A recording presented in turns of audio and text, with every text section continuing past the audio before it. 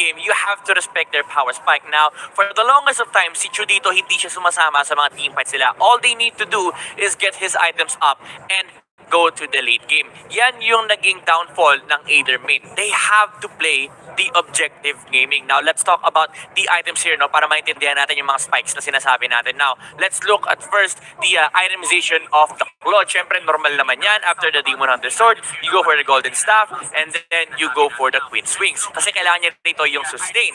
Pero, look at the choice of the item here ni Chu on the boots. Instead of the physical defense against the Jawhead, the Yuzong, and the Lancelot, ang pinili niya rito is yung status reduction, no? Para pag naka-crowd control siya ng Aether main, hindi problema makakalayo siya. Kasi ang kailangan lang naman niya rito, mobility. Hindi niya kailangan ng survivability. And for one, again, hindi naman sila lalaban ng early game. So he just needs to play it safe on the earlier parts up until the point na kaya na niya lumaban. Now, the second item that we are gonna be looking on is on the show, yung Blade of Heptasis. Now, this is very crucial, no? Yung physical penetration ng manggagaling from Heptasis, it applies as a debuff on the hero. So, every target na makuha ni Cho, it's easily taken down by the team of teamwork. They don't lack physical damage. They have a cloth.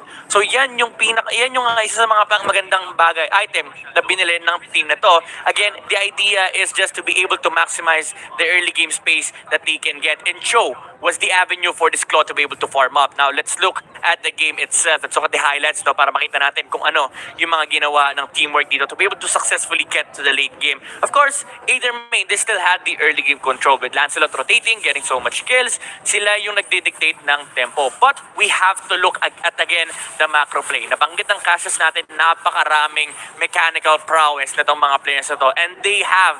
Pero, look at the towers taken by Aether main by the 5-minute mark. Wala pa sila nakukuha. This is their downfall. The objective gaming was not really there. They were picking fights, but not in the right area. Kasi tingnan nyo yung mga Torin na dedepensahan pa rin ng Alice, na dedepensahan ng Farsa. They have to choose their fights properly. Now, Aether main, they still had the control on the objectives on the turtle. But if you're gonna look at the map, they have no willingness on the side of teamwork to contest. Si Cho nasa may bottom lane, nakikipag 1v1 kay Yuzong. You might say na si Claude malapit sa turtle, but all he is doing that right there is just waiting for the minion waves. Kasi wala rin naman siya pupuntahan sa may bottom lane dahil nga nandun yung Cho. And that's one of the moment that I want to highlight, no? Yung muntik na mapatay ni Choco si Claude.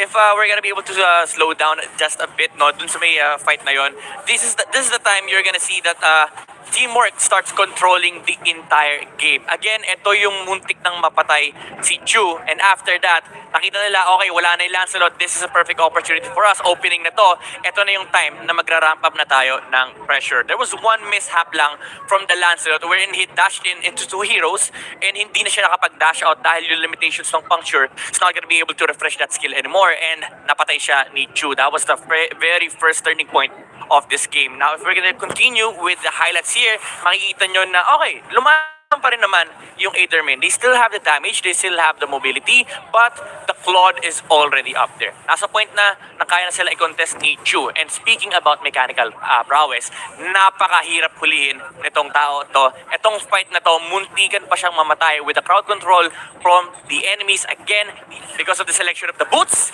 hindi siya basta mata-take down.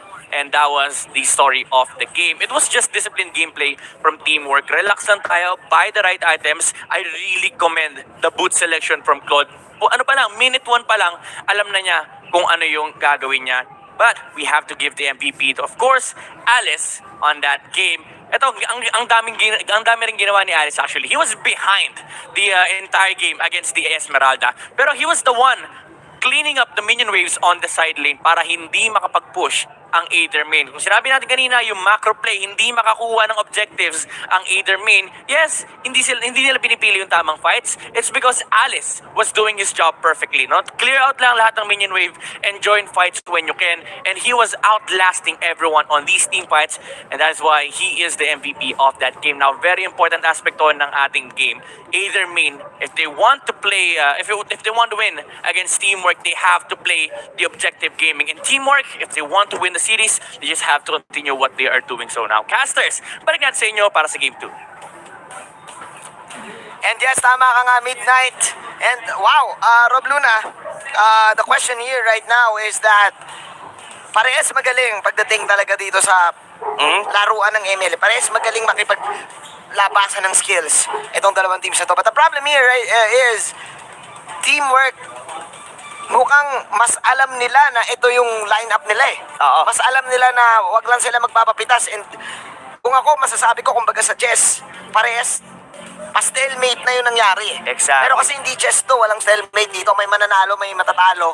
So yeah, as expected, high action packed and close game ang nangyari doon sa laban na yun. To be fair naman, both of the team naman, they actually played on their winning condition. Nakita natin yung early lead coming from either main. It's just that nahirapan silang i-close out. And that was one of the part din kasi ng draft dito, ng teamwork. Sinabi mo to kanina, it's all about the Farsa. And actually, Midnight also state that the reason bakit hindi basta-basta makapag-push dito ang side ng either main is because kini-clean up dito yung mga minion agad-agad ng Farsa and as well ng Alice. Yeah. So, in terms of winning condition, hindi nila ma-convert eh. They're actually getting the kills. They're actually ahead in the gold for the first like 8 minutes of the game. Kaso nga lang, tumating dun sa point, most specifically dun sa mga part na hindi nila, maraming failed attempts on killing the Claude, wherein isa yun sa part ng winning condition nila is to shut down the Claude or rather, ma-pick off nila once in a while para hindi makapag-snowball kagad dito si Chu. Yeah. And yeah, well played of course for teamwork. Tsaka kung iisipin mo, Rob Luna, no, parang alam ng team work dito na may Farsa tayo, uunahin yan, i-bait na lang natin yung Farsa. Ganun yung ginagawa nila kanina, ilang beses na-bait si Choco, na parang nanggigigil siya dito sa Farsa na to eh. Oh, that's why ilang beses siya nag-phantom execution in sa Farsa eh. that was a different Choco that I've seen. Kasi kung yung kahapon kasi na Choco, hindi siya yung action Jackson eh. Alam mo yung is just gonna go for, pagka na-pick off na nila to, they're gonna go for another objective. Kaso medyo kaya nga nasabi mo, medyo nanggigil. Kasi na-pick off nila kagad yung Basha from that position. Masasabi ko rin, yun din yung point kung saan nakabawi. Dito, yung teamwork wherein nung na-hold nila yung lead from there, hindi na nila napakawalan. Yeah, hindi na nga nila napakawalan. After that, Chu is just also doing wonders on his positioning. Again, wala siyang purify dito, Rob Luna. Wala. So talagang nakafocus lang siya na wag mamatay. As a marksman, talagang yun talaga yung jungle also. Yun talaga yung iisipin mo, wag kang mamatay at never ngang nangyari yon. Chu carrying this one. Well, it's a whole team effort. And Rob Luna, teamwork is 3 games away. 3 panalo na lang. Ang kailangan ng teamwork dito, makakapasok na sila sa MPL. Yes, 3 panalo. Kung hindi sila matatalo, no? Kung hindi matatalo. Pero that was technically 2 series away for getting the slot here on MPL Season 7. And nakikita natin yung disiplina dito ng teamwork all throughout the game. And I would like to comment as well yung Chu eh. Yung Chu talaga, aside from, Cho hindi yung si Chu. Hindi si Chu, yeah. Yung Show, okay. So, maraming time na nag-a-attempt. May mga time doon, like Zagit no was going 1v1 against him. Tapos mapapansin natin na muntikan niyang mapatay. Kaso nga lang dumating yung mga kakampi and siya pa yung namatay doon. And kung mapapansin mo kasi, laging yung Show na yon yung nagiging parang side problem. Parang laging iisipin ngayon dito ng side ng Aethermain na they could potentially push the mid lane. Kaso nga lang meron Chu dito na nagpo-push dito sa gilid din or the other way around, yung Alice naman nasa kabila. So, in terms of the way nagro-rotate dito kasi yung draft ng work during game number 1, sobrang mobile niya, sobrang bilis ng mga minion wave clear niya to the point na hindi magawa ng Aethermain yung gusto nilang magawa. So, siguro, kung ang ginawa nila doon is pwede siguro somehow hayaan or get favorable trades. Like for example, nag-push yung Cho doon or rather, don't chase too much. Yeah, wag kayo manggigil. So I think talaga ito yung nangyari eh. Nanggigil talaga din eh. Yung Aethermain to the point na alam kasi nila na dapat kami sasapak. Pero naging disiplinado dito ang team ng work na sabi nila, sige hintayin nyo. Maghahabol yan. At naghabol to the point na napanish nila. And yeah, napakalagang item kagad para dito sa Claude na to. especially with the Claude having this purple. Minsan kapag may purple ka ng Claude, jungle ka ng Claude, hindi ka na nagmamana boots, bibili ka na ng boots na panggere. Minsan pa nga yung cooldown boots yung bibilin mo para lang sure na sure ka mag-Art of Thievery. Oh, exactly. Para mabilis din talaga no? Tapos, isa pa doon, no? Hindi rin natin nakita doon yung the purpose of the Eudora.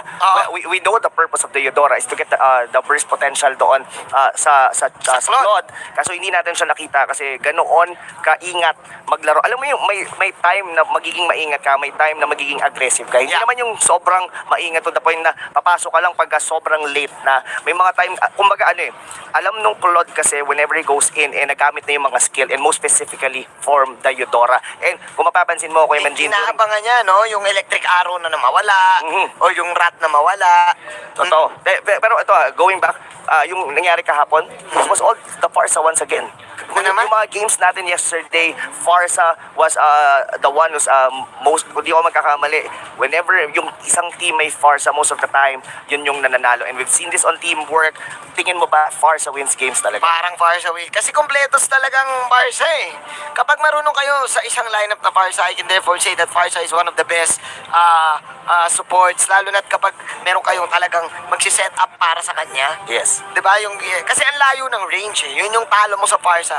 Yung range niya, tapos may heavy burst damage. Kapag ang Farsa marunong pumwesto talaga, marunong na hindi manggigil, yung never haharap sa'yo, man, Farsa can just turn around games every time. Every time. So yeah, with that being said, Rob Luna, let's head on to our picks and bans. Etherman is now going to the play as the blue side. Meanwhile, teamwork on the answer. Red side naman sila ngayon. What is going to be the first pick dito ng side ng Etherman? Esmeralda, pwede nila kunin ulit. Pero actually, nag-fail yun dahil tinapatan lang ng backsha. So, sa tingin ko, kailangan na iban yung backsha dito. Posible. Kasi din parang ang nangyari doon sa Basha kanina is that taga-absorb lang literal siya ng damage. So, pero ang sagot dito, tinanggalan na ng comfort pick dito ngayon, si Chu. Okay, so removing the Claude. Pero kasi alam natin Chu is also one of the good assassin user, no? Even Lancelot, even Ling. So, well, momentum-wise, it's better to ban it. Ban mo na kagad kaysa pahirapan mo pa yung sarili mo. Yeah, good decision coming from Etherman.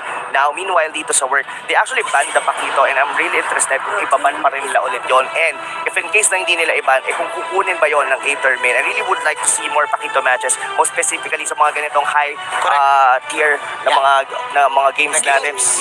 Yeah, I agree with you, no? Kasi lalo na I think, hindi pa ganoon ka-concrete kung gaano nga ba, kung paano may shoot ang isang Pakito pagdating sa lineup. Parang ang mga teams, I can therefore sense na may time na pinoformulate pa rin nila dito sa MPL. Hindi siya kagaya ng nag-gets mo kagad like yung Yuzong. Pag unang pasok nung paglalagay ng Yuzong, parang gets na kagad ng mga teams, ganito natin gagamitin to pero yung Pakito, medyo medyo, ano ba to? Nilalaro ba nila na parang show? O parang ganun eh. O wala pang sariling identity. May different approach kasi yung yung Pakito talaga, Kuya Jin. Alam mo yung dapat may certain combo ka. Alam mo rin kung kailan ka magda-dash out. Alam mo rin kung kailan mapupuno yung champion stance. Champ stance. Yung apat na stance na yun. Kabisado mo dapat yung moves mo. Marami kang iisipin. Pero kasi maraming players na gusto ganun eh. Yung maraming mga iisipin at pipindutin. Pipindutin at iisipin. Kasi dalawa yung dalawa yung stance niya di ba? Yung pag nag-champ stance. Champ stance siya, mas lumalakas yung mga skills. So, pero respetado talaga ng teamwork yun eh. So, it's either hindi nila kabisado makipaglaro dito sa Pakito or it's either alam din nila talaga yung prowess ng hero na to. But let's go back here dahil nakita na natin yung mga ban, but still Etherman would be prioritizing Esmeralda. Well, to be fair, sa Esmeralda naman isagit to kanina, he actually did well. Magaling. Mas labang nga siya definitely doon sa may Alice. Yun nga lang kasi whenever it goes into team fight, doon na sila doon na nahirapan. Kasi back siya eh. Yeah, actually sasabihin ko pa lang dapat, pag nag-Esmeralda to, back siya na, automatic. Ayan na. Tapos, kaya willing yung ano no? Kaya willing dito yung teamwork na sige, okay lang, kunin nyo yung Esmeralda as Esmeralda. Kumbaga ganito kasi yung ano talaga in terms of drafting kung gusto mo may makuha kang certain hero, kailangan mo magbigay. Yeah. And willing dito ang teamwork na ibigay tong Esmeralda na to. But meanwhile, there's gonna be a complete difference ngayon dito for the side of Aether main. Kasi they will be the one to get the Farsa. Ang ganda ng counter pick dito. I like it for Aether main since nakita nila yung Sylvana. The Farsa is the main tool itong Sylvana na to get in the damage. Pero teamwork, quick fix din kaagad. Rekta alis sila dito. Sabi nila, sige kunin na yung Farsa at least meron kaming sasagot sa side lane nyo. So halos same lineup. Para sa teamwork dito, DPS damage once again. Late game pa rin. Para sa side ng teamwork. Pero this gonna be tricky, no? So I'm really sensing here dito, Manjin, that the Sylvana gonna be a mid-mage. Most likely it is gonna be a Basha tank or probably a Basha on the side lane. Pero I'm really leaning towards dito na itong Sylvana na to, ang mid, magiging mage damage nila. And that was kind of tricky. And most specifically, pagka hindi hindi nagkaroon ng mga Purify dito on the side dito ng Aether main. So I'm really sensing a lot of Purify for them to be able to withstand yung Imperial Justice. Kumbaga, kung mapapansin mo ngayon dito yung picking ng ng work parang nagli-leaning towards tayo to a more AOE centric lineup from Imperial Justice. Then of course for the ultimate coming dito sa Basha that was gonna be roaming around and taking all the damage. Nakita na natin kung paano maglaro kanina. That was FY, kung di ako nakamali. Yung Basha na yun, na talagang tinatanggap niya lang lahat di ba? To the point na si Van dito, if he's gonna be the one who's using this Jawhead, mapipilitan na lang i-hit sector at patayin nyo na yan. Yeah. Actually, ang kunat nga dito ng side ng teamwork kasi kung if ever mid Alice nga, mid Sylvana nga to, magiging masakit itong Sylvana. Ang ganda ng flex ngayon ng teamwork dito sa lineup nila. Meanwhile kasi sa side ng Aether main, alam mo na agad yung role. Oo. Well, unless mag-side lane yung Farsa, pwede. There's still, kasi parang sasacrifice nila yung side lane kasi dalawang mage na yung side lane. Oo Parang malambot. Exactly. Parang hindi mo pwede kasing ilagay Parang 2 mages on the side lane. Tapos probably lalagay mo sa XP lane. Dito yung Farsa. I don't think that's gonna work. It might work. Pero that's gonna be a too squishy. And you're gonna be lacking on a fighter. Given that your tank was already a Jawhead. Jawhead na so, talaga. Parang mas baka daanan lang kayo specifically ditong Alice na to. Lalo na pag nag-snowball din. Then look at here. Ang nagiging banning natin in terms dito. Tinanggalan na ngayon dito ng Lancelot. Kasi kung papansinin mo the way mag-ban dito ng Aether main, they're canceling heroes dito ni Chu. At nawalan din ng Ling So ano magiging hero ni Chu dito? Hayabusa? Well, Hellkurt? YSS is open? still open. And YSS, I think, is one good pick here for the side of Aether main. Kung titignan mo rin kasi yung lineup nila is still a centric lineup, what they actually had during game number 1. Oo, kaso uunahan to Rob Luna Hayabusa, tapos ito pwedeng mag-YSS na. Anong matitira ngayon sa Aether main? Na malupit na carry. Hellkurt na lang. O yan, inunahan na, Yishun Shin. Yes.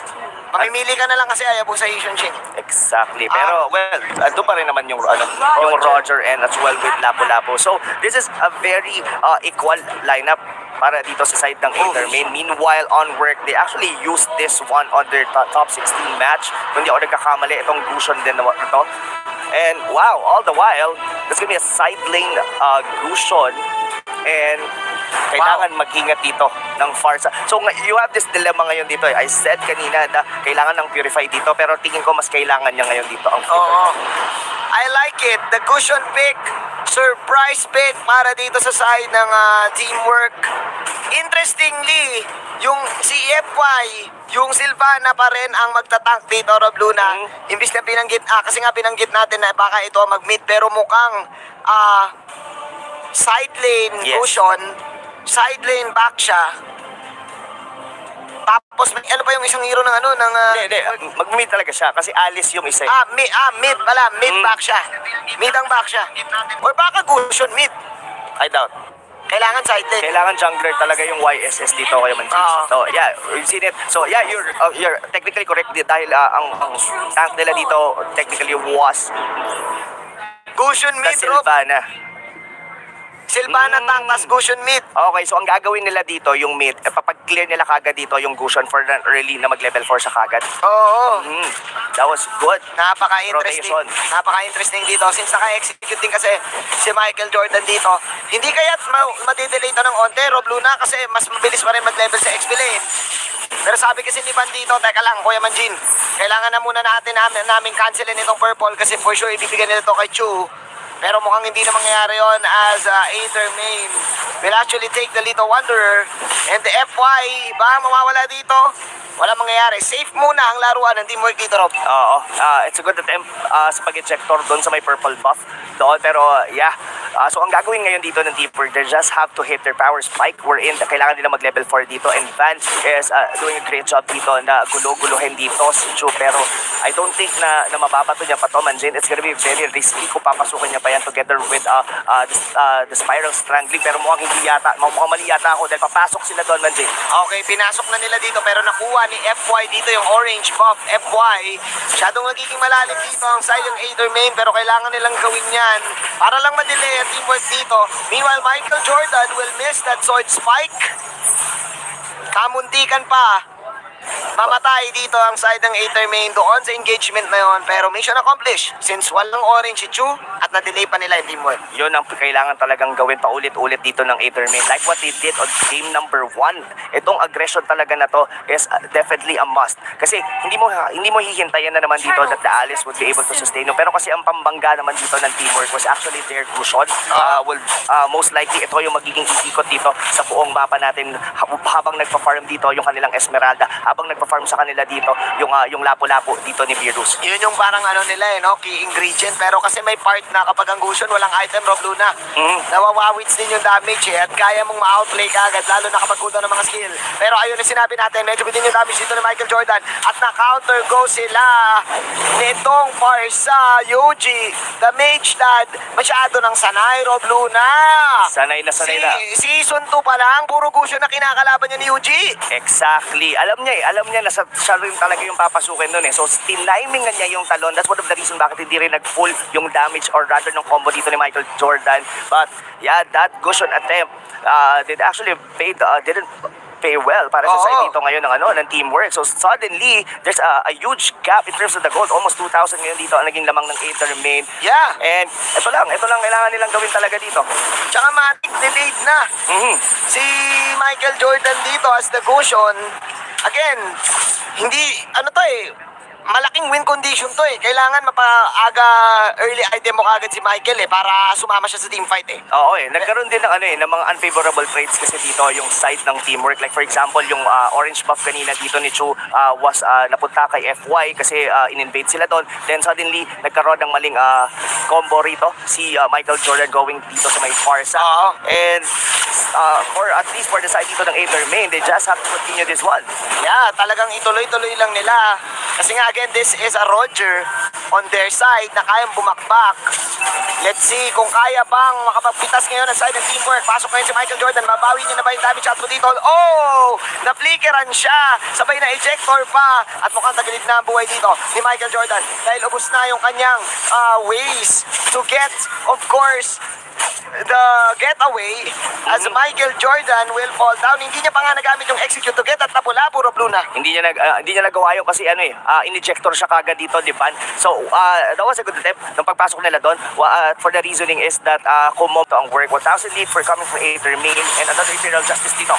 Pero sabi dito ng teamwork pare, teka lang Kuya Rob Luna, Kuya Manjin, didikta kami ng didikta ng laban. Yes, wala nga damage si Michael Jordan, but look at you, merong damage yung main core namin as Choco will fall down. Pasok ngayon ang alis dito.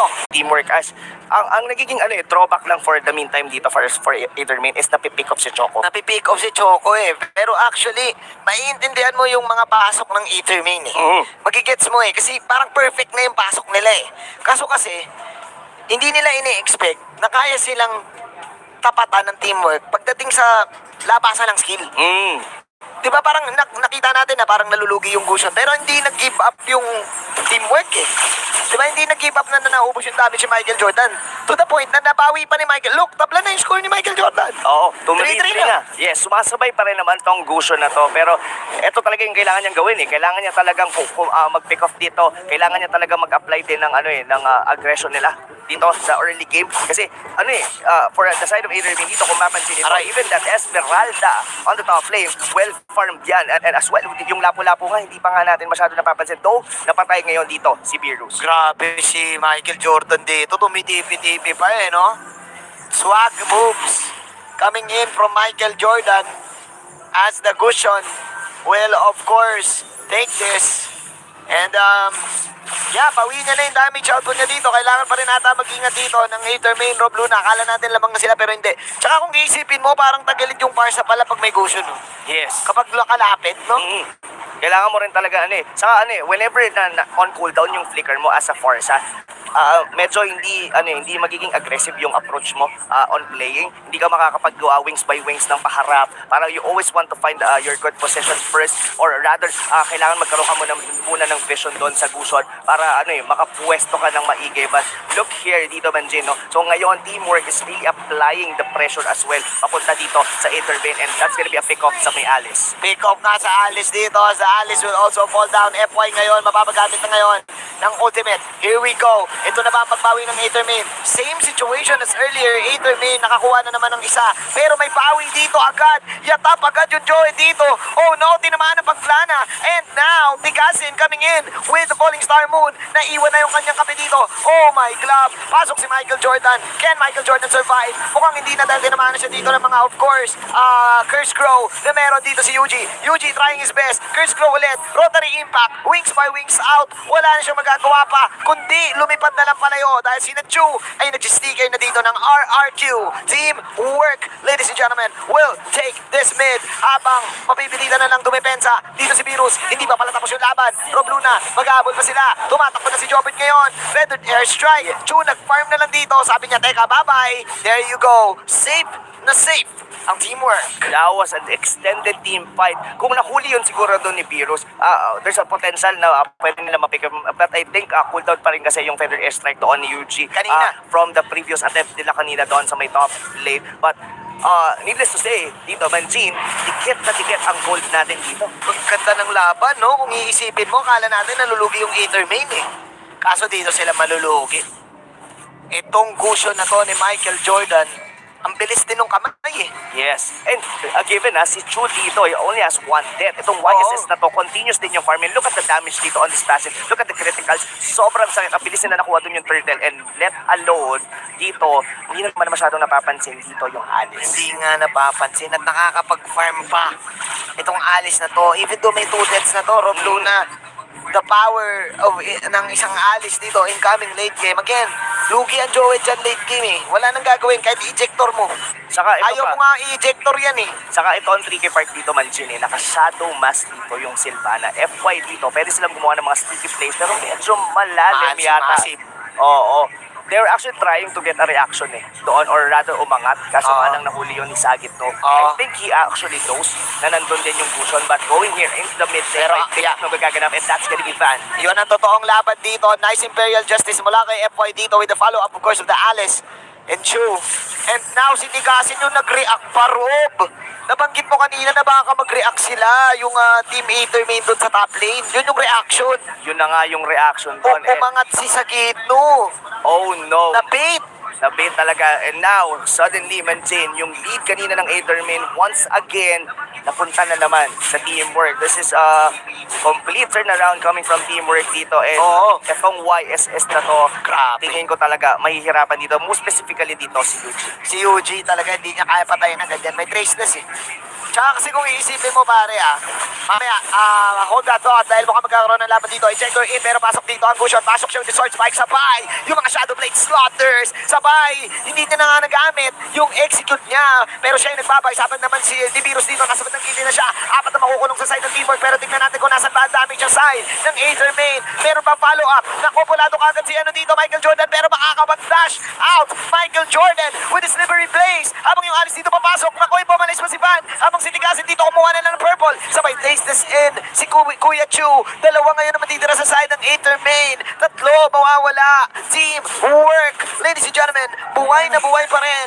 And they will now go to the Lord. Libreng attempt to Rob Luna para kay na Chu. Oo. Ang nangyari kasi doon, na-pick up kagad si Choco, tapos lumaban sila sa ilalim ng Revitalize. Oo. Na one of the reason, hindi nila kayang sabayan yung sustainability dito na magagaling from teamwork. Look Oo. at here, Sagit no was actually trying to get a vision dito sa board, pero I don't think, Manjin, na may enough firepower sila dito to be able to steal that Lord. Well, this is still not a luminous Lord. This is, kayang-kaya pa rin naman depensahan to ng Aether Main, pero this was definitely a complete turnaround na in term, yung mga turnout of events natin dito. It was almost a 6,000 lead agad-agad dito from teamwork. Sobrang hirap nito kung ikaw ang Aether Main. Ang dami yung mga gustong attempt na mangyari kanina, pero ang nangyayari, kayo yung na-outplay. And Rob Luna, gusto ko lang sana i-mention dito, si Chu ay hindi bago sa kanya tong mga qualifying games eh. Kasi if I'm not mistaken, nung season 5, part siya nung team na nag-qualify sa MPL. That was Gosu. Gosu. So, later on, that's actually you level. Oo, U-level. So, ibig sabihin dito,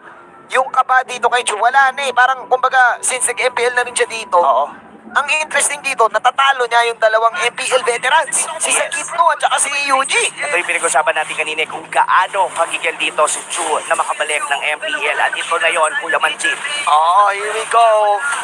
Kaya naman kunin to ng side ng Team World dahil yung 95. Pasok yung Alice dito habang lumipad na si Yuji sa kabilang game. Meanwhile, may sipa na magaganap dito. Nako, F5 mabuhay pa. Napapag-strangling. Habang sina Virus ay didepensa na lang dito ng Lord. That is the tower down. Teamwork with the upper hand. And they will actually go to the mid lane. Sabay sneaker pa ng Alter Ego. 12 to 17. And Teamwork once again Alam mo will dito, back off. back off talaga sila dito, Manjin. Alam mo kung bakit? Bakit Bakit? nahihirapan dito ang side ng ng Aether Main? Is that ang daming pwedeng pumasok doon sa may Parsa. Yes, sinabi natin kanina, Parsa wins games if you could be able to land lahat ng yung feather airstrike mo. Oo. Kaso, pag merong isang Alice na magpa-flowing blood papunta sa'yo sa likod at gagamitan ka ng blood, hindi ka pwedeng tumayo lang doon eh. Talaga, mahihirapan ka eh. Kasi ubusin na yung buhay mo. Ang taas ng burst potential ng Alice talaga. Lalo na't yung flowing blood niya kapag if ever na max stacks na yung cooldown, Rob Luna.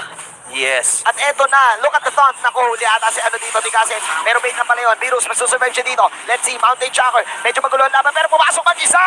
Yung Alice! Oh no! Tama, pasok pa to. Let's see. 1-1. Mukhang tama nga, Rob Luna, dahil parehas 35 seconds down. Ang team isang hero dito sa dalawang kupunan. 90 seconds ang hinintay natin para sa Lloyd. Oh no. Well, that was definitely a good attempt. Siguro kung hindi nasa ilalim ng Torre, pero that was very risky for the side ngayon dito ng teamwork. Kayang-kaya pa rin naman kumabak dito ng Aether Main. Yun nga lang, kinakapos talaga sila dito ng firepower. We're in kasi napipick off kadalasan dito si Choco. At kinukulang na sila. Once Choco was get picked off, the only damage that they had is that nandito yung sustainability coming from Sagit. Oo. Hindi rin enough yung damage ng Lapu-Lapu kasi napilitan din siyang mag-tank item dito eh. Kanina, oo. Na din yung si Virus. Na-shutdown si Virus, hindi siya makakuha ng place eh. Kaya, kasi nagbaback siya eh. May Oo. back siya eh. Saka- Wala yung sustain eh. Yung initiation din kasi dito ng teamwork, laging nagsisimula with the Imperial Justice. Papansinin mo rito kung paano papasok lagi dito si FY. Oo. Then, pagkatapos lang pasok dito ng FY, susundan na kagad siya dito nung Kung basa. ano-ano, kung Oo. ano-ano. So, kumbaga, lahat ng damage na pwedeng ibuga dito, agad-agad dito ng Aether Main o let's allow dito nila Choco, mapupunta doon sa dalawang tank. Then, Correct. ang gagawin na lang dito ng Alice is pupuntahan yung likod, most specifically si Yuji. Yeah. Tsaka tignan mo to, Rob Luna, oh. Sinabi mo si FY, di ba? 14 assist siya. Ganoon niya gamit yung Imperial Justice. Oo. So, nandito na naman tayo, Manjin, sa tinatawag nating freeze of lane. Hindi lang to, hindi to basta-basta lang nagtitipi, mga kaibigan. Ang ginagawa nila dito is dililimitahan na nila yung mga nakukuhang resources dito ng Aether Main to the point na naghihintay na lang din sila dito ng Lord. Kasi kung ipopush nila kagad yung mga minion wave, magkakaroon pa ng gold, magkakaroon pa ng items dito yung Aether Main. And this is a good strategy that you're seeing right now from teamwork. At saka pagdating sa freeze lane, lugi ka kapag merong Yation Shin. Pero nako, mukhang napalalim ata dito si Jobert. Kailangan nata itong mapatay ng side ng Aether Main. Pero napakunan pa rin ni Jobert dito because of the revital Vandalize na ako, sinasalo niya lahat. Imperial Justice tumama na ngayon kay Choco. Choco tumatakbo, pero nakakulong siya na parang aso. Oh no, June nandito na. Nandito na rin si Michael Jordan. Sa pulang hangin mga kaibigan. Ligasin, tumama ang dalawa. Slam dunk, huli ba si Michael Jordan dito? Ayun na nga, sumugod si Michael Jordan. Slam dunk para kay Michael Jordan dito. Mala slam dunk contest mga kaibigan na nangyayari. But still, 14-19. Napakagandang hold para sa side ng Aether Main. Work pa yung na-bait doon, Kuya Rob Luna. Oo nga, and well, that was a cliche play coming Oo. from Michael Jordan. Mala space jam yung talon niya Space dun eh. Jam yung talon niya kanina. Oo, Layo eh. Kaso, mukhang mababalikan sila dito Oo. dahil ang Aether Main magkocontest sa North. Here we go. Contestant na nga talaga, Rob Luna. Mountain Shocker coming in. But now, teamwork.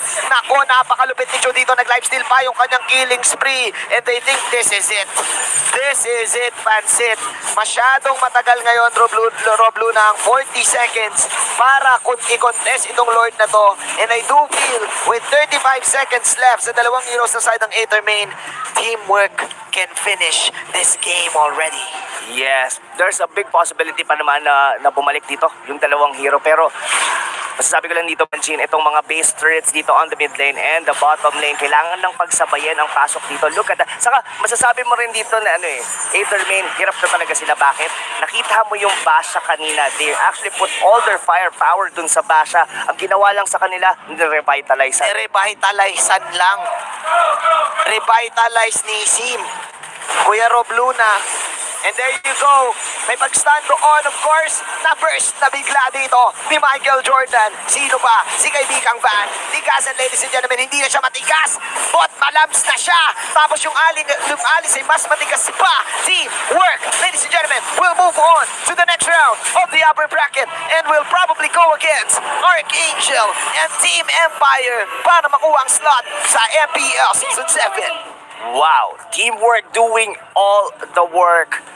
Mga Wow. kaibigan, one of the teams na posible nating makita talaga sa ating regular season ng MPL Season 7. But for the Aether family, for the Aether fans, hindi pa naman tapos ang kanilang journey dito sa main qualifiers. Pero kailangan nilang gapangin to from the lower bracket. Kailangan talaga nilang gapangin at sino ba yung nasa lower bracket? Nandyan ang team ng LPE at nandyan din ang team ng Reach Apex.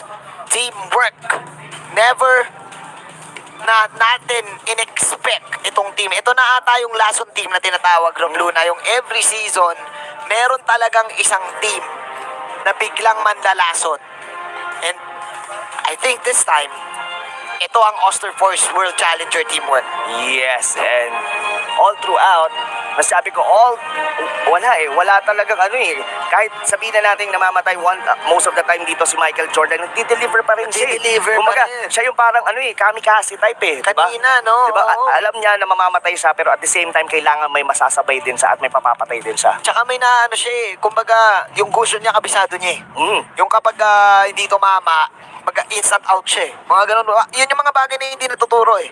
And yeah, with that, I can therefore say, Rob Luna, that itong teamwork, each individual, ang lakas ng each individual eh. Parang nagsisync sila eh. Yes. Yung lima eh, nagsisync na, o sige, alam kong maasim ka, so mag-aasim din ako. Kabisado rin nila yung kada heroes ng isa't isa. Excited ka na ba, Rob Luna? Excited para na sa mga excited next na. game. For sure, Banjin. Excited na din ako marinig, of course, ang analysis ng kaibigan nating si Midnight. Thank you so much, casters, and wow, just the teamwork, no pun intended, sobrang ganda mula sa team na to now, 2-0 securing their slots to the upper bracket finals. Once again, my name is Midnight, and i-breakdown natin kung ano ba yung mga nangyari on that specific game. Now, there are two things that we should consider.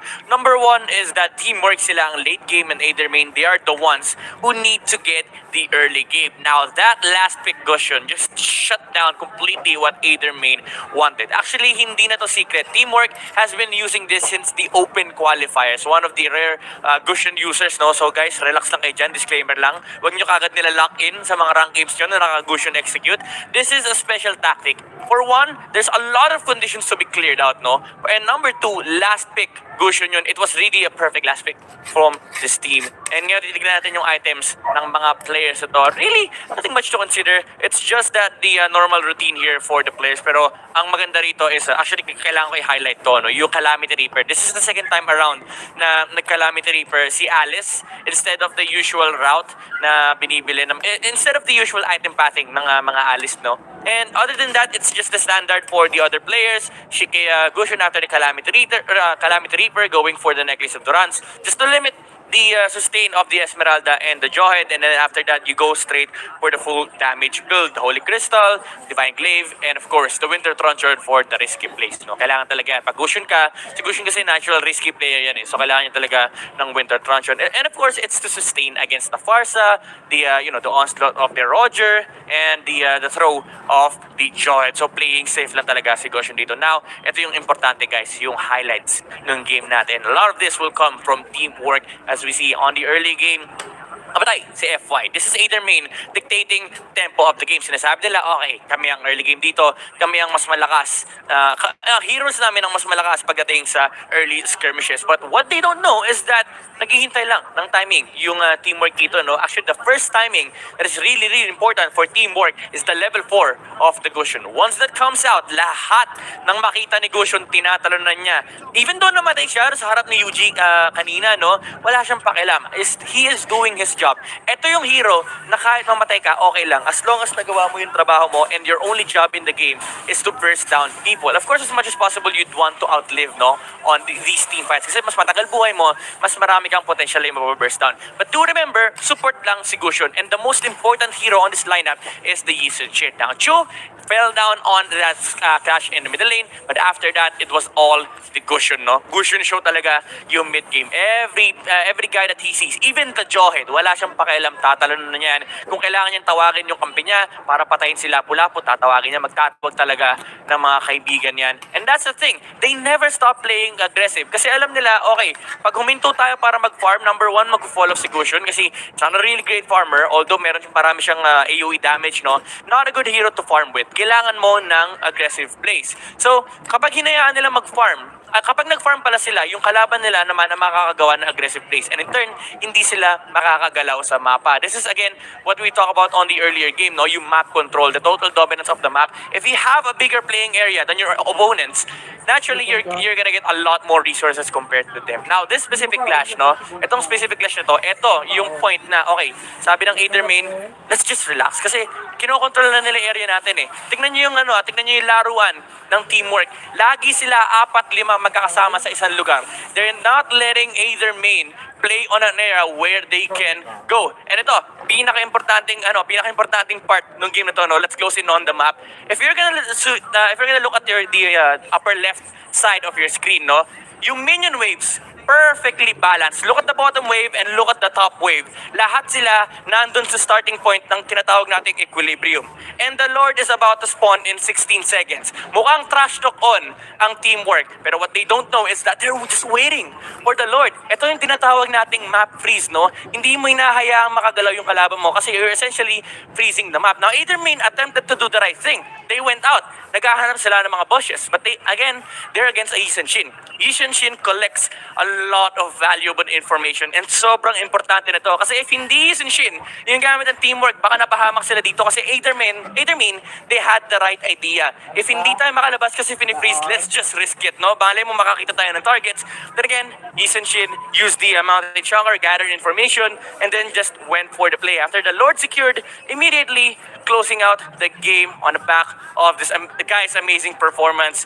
Michael Jordan, ika nga, Gusion, with a KDA of 958, net worth of 10,000, damage dealt, should consider when they're playing up against teamwork. Again, hindi to surprise, hindi to cheese tactic, hindi to pocket strategy. They've used this in the open qualifiers. So marami tayong aabangan pa rin sa teamwork and they have now secured their slot on the upper bracket. Grabe. Excited na ako makita yung mga next games natin. Feeling ko, excited na rin yung mga casters natin. So huwag natin patagalin pa. Balik tayo para makapag-prepare na tayo sa ating second series. Casters, back to you. Isang game na lang ang kailangan ng teamwork dito, Rob Luna, at sila ay makakapasok na sa MPL. Pero mukhang heavy guts din ang pwede nila makalaban dahil isa dyan ay pwedeng ang team ng Empire at ang talagang gustong makapasok na Team Archangel. Rob Luna, excited ka na ba sa game number 2? Kasi ako, yung game 1, in-expect natin na ma-action at it delivered. And game 2, alam kong fan ka ng Empire at alam kong fan ka rin ng Archangel. Oo, fan ako. Fan talaga ako doon. And gusto ko yung term na sinabi mo na gustong-gustong makapasok. Well, lahat naman sila talaga dito gustong-gustong makapasok. Pero alam natin lahat na isang match lang ang pagitan noong qualifier natin during Season 6 para makapasok at or makapag-qualify dito ang Archangel. At ito na yon, nandito na naman sila sa ganitong posisyon. 2 series din ang kailangan nila para makapasok ngayon dito sa ating main qualifiers. And guys, sabi mo, for Team Empire, ang maganda pa rito, may storyline kasi to, Kuya Manjin, eh. We had the opportunity kasi na ma-interview din talaga the rest of the family dito ng Team Empire. At their owner actually stated that okay lang kung ano mangyari dito sa main qualifiers. Anything, parang ano niya na sa taas. Pero kung may makakatalo man sa kanila, ang gusto lang niya, Archangel. Archangel, the respect, ladies and gentlemen, is real. Ating malalaman yan, of course, sa pagbabalik po ng MPL Season 7 Qualifiers.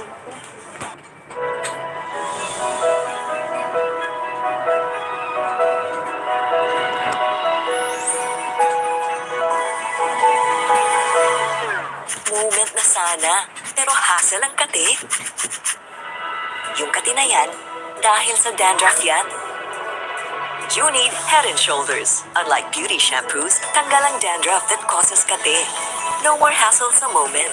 Goodbye na sa kate dahil 100% dandruff-free ka. Hi guys, I'm here with Kate and Bea. Bad timing ang kate. Baka dandruff yan?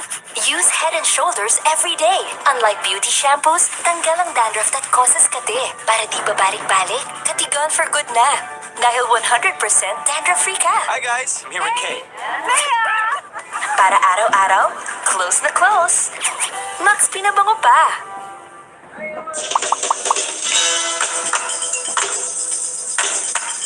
Hi everyone, this is Captain Bernardo.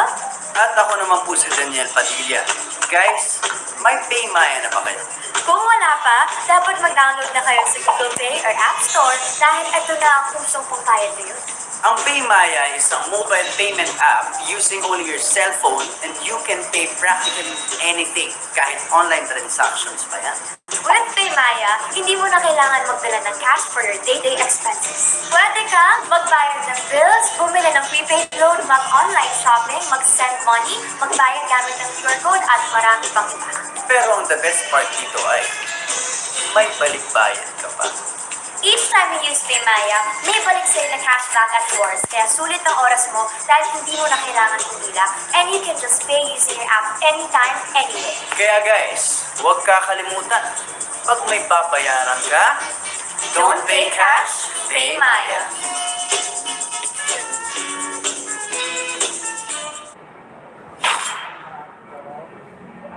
Hi everyone, welcome to the latest episode of Road to Mythic, featuring Paquito, the Heavenly Fist. We will walk you through the gameplay and tactics so you can grind the ranks with ease. Now, without further ado, let's dive in. Paquito is a versatile fighter who has a unique mechanic, Champ Stance. Champ Stance grants Paquito a variety of combos, leaving him enough room for skillful plays. Paquito builds stacks when hitting enemy heroes with basic attacks or dealing damage with skills. Upon reaching 4 stacks, Paquito enters Champ Stance and enhances his next skill. Note that Champ Stance not only enhances the damage output of Paquito's skills, but also the shield granted by his first skill. The enhanced shield drastically boosts Paquito's survivability. The second skill serves as Paquito's damage tool, which inflicts max.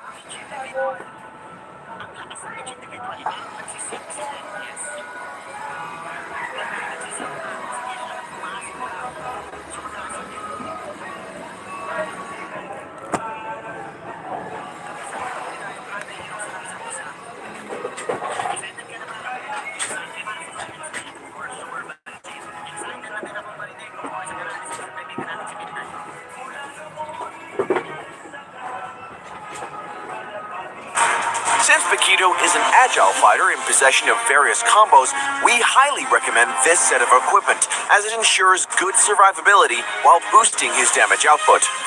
Prioritize Bloodlust Axe, as it drastically increases Paquito's endurance and cooldown reduction. Next, Warrior Boots would be a perfect choice to get some extra movement speed. Slain an enemy. Blade of the Hep Disease and Endless Battle are next in line, as their passive further enhances Paquito's basic attacks. Killing spree.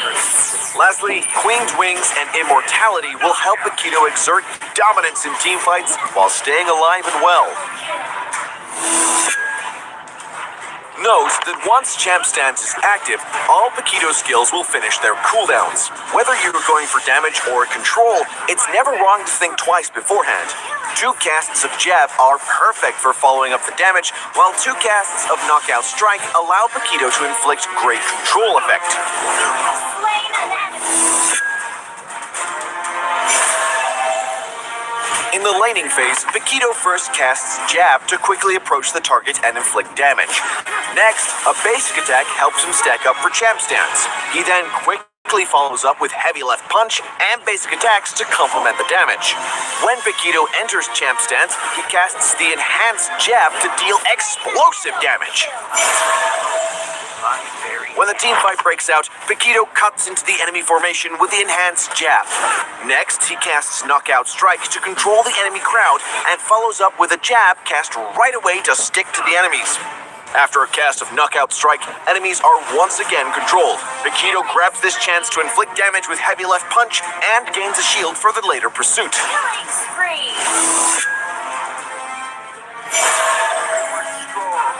Paquito owns the spotlight through the early to mid game.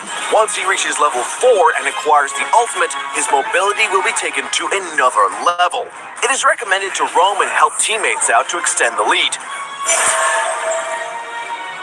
And when Paquito is equipped with good items and has a relatively high level, he will become an agile harasser who is capable of initiating teamfights and posing a kill threat to the enemy backline. Legendary. Well, that wraps up this episode. Stay tuned for more insightful guides from Road to Mythic as you climb the ranks.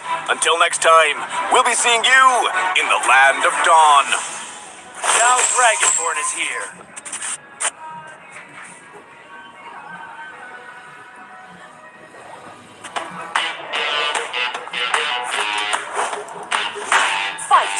Fight for the ultimate answer. You have slain an enemy. A true warrior would give head to the things he wants to Double kill.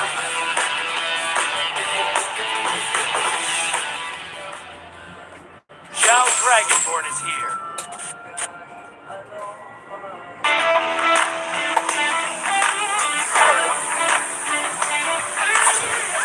This land is our homeland, and it will soon be a burial ground.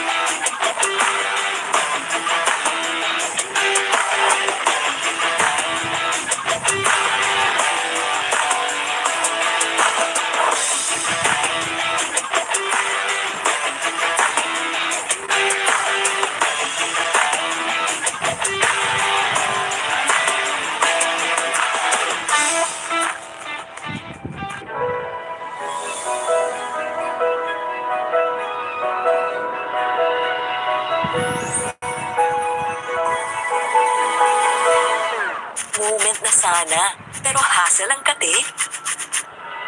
Yung kati na yan, dahil sa dandruff yan.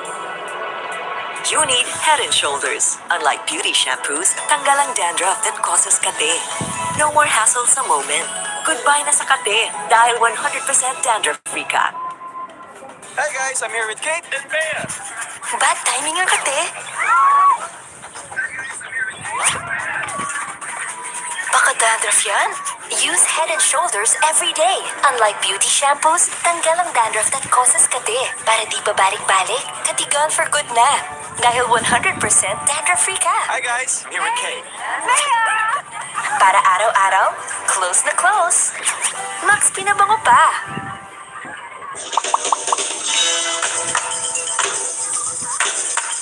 Hi everyone, this is Catherine Bernardo. At ako naman po si Daniel Padilla. Guys, may Paymaya na ba kayo? Kung wala pa, dapat mag-download na kayo sa Google Play or App Store dahil ito na ang kusong pangbayad niyo. Ang Paymaya is a mobile payment app using only your cell phone and you can pay practically anything, kahit online transactions pa yan. With Paymaya, hindi mo na kailangan magdala ng cash for your day-to-day expenses. Pwede kang magbayad ng bills, bumili ng prepaid load, mag-online shopping, mag-send money, magbayad gamit ng QR code at marami pang iba. Pero ang the best part dito ay may balikbayan ka pa. Each time you use Paymaya, may balik sa'yo na cashback at rewards, kaya sulit ng oras mo dahil hindi mo na kailangan pumila. And you can just pay using your app anytime, anywhere. Kaya guys, huwag kakalimutan. Pag may babayaran ka, Don't pay cash, pay Maya.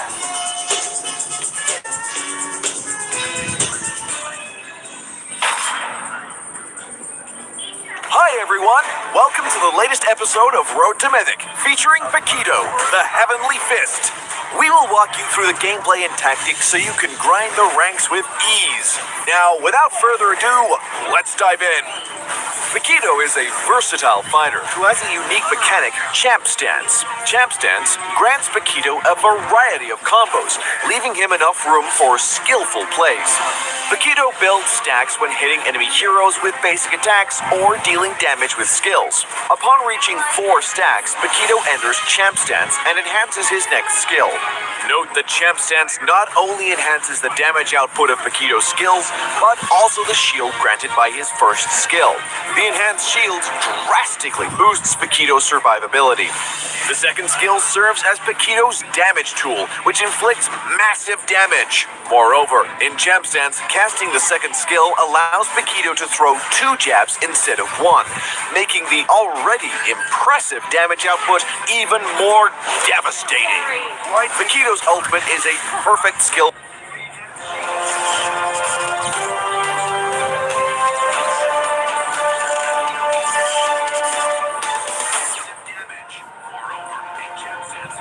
Welcome back mga kaibigan, tayo nagbabalik dito sa Mobile Legends Professional League Season number 7, Day 2 ng main qualifiers. Kami yung mga casters, ako si DDZ, kasama ko si Rob Luna. Pero nakita natin yung bakbakan kanina ng PvE versus World Challengers at sobrang intense talaga ang laban. Pero tingin ko dito sa ating match number 2, magiging parehas lang din ang bakbakan.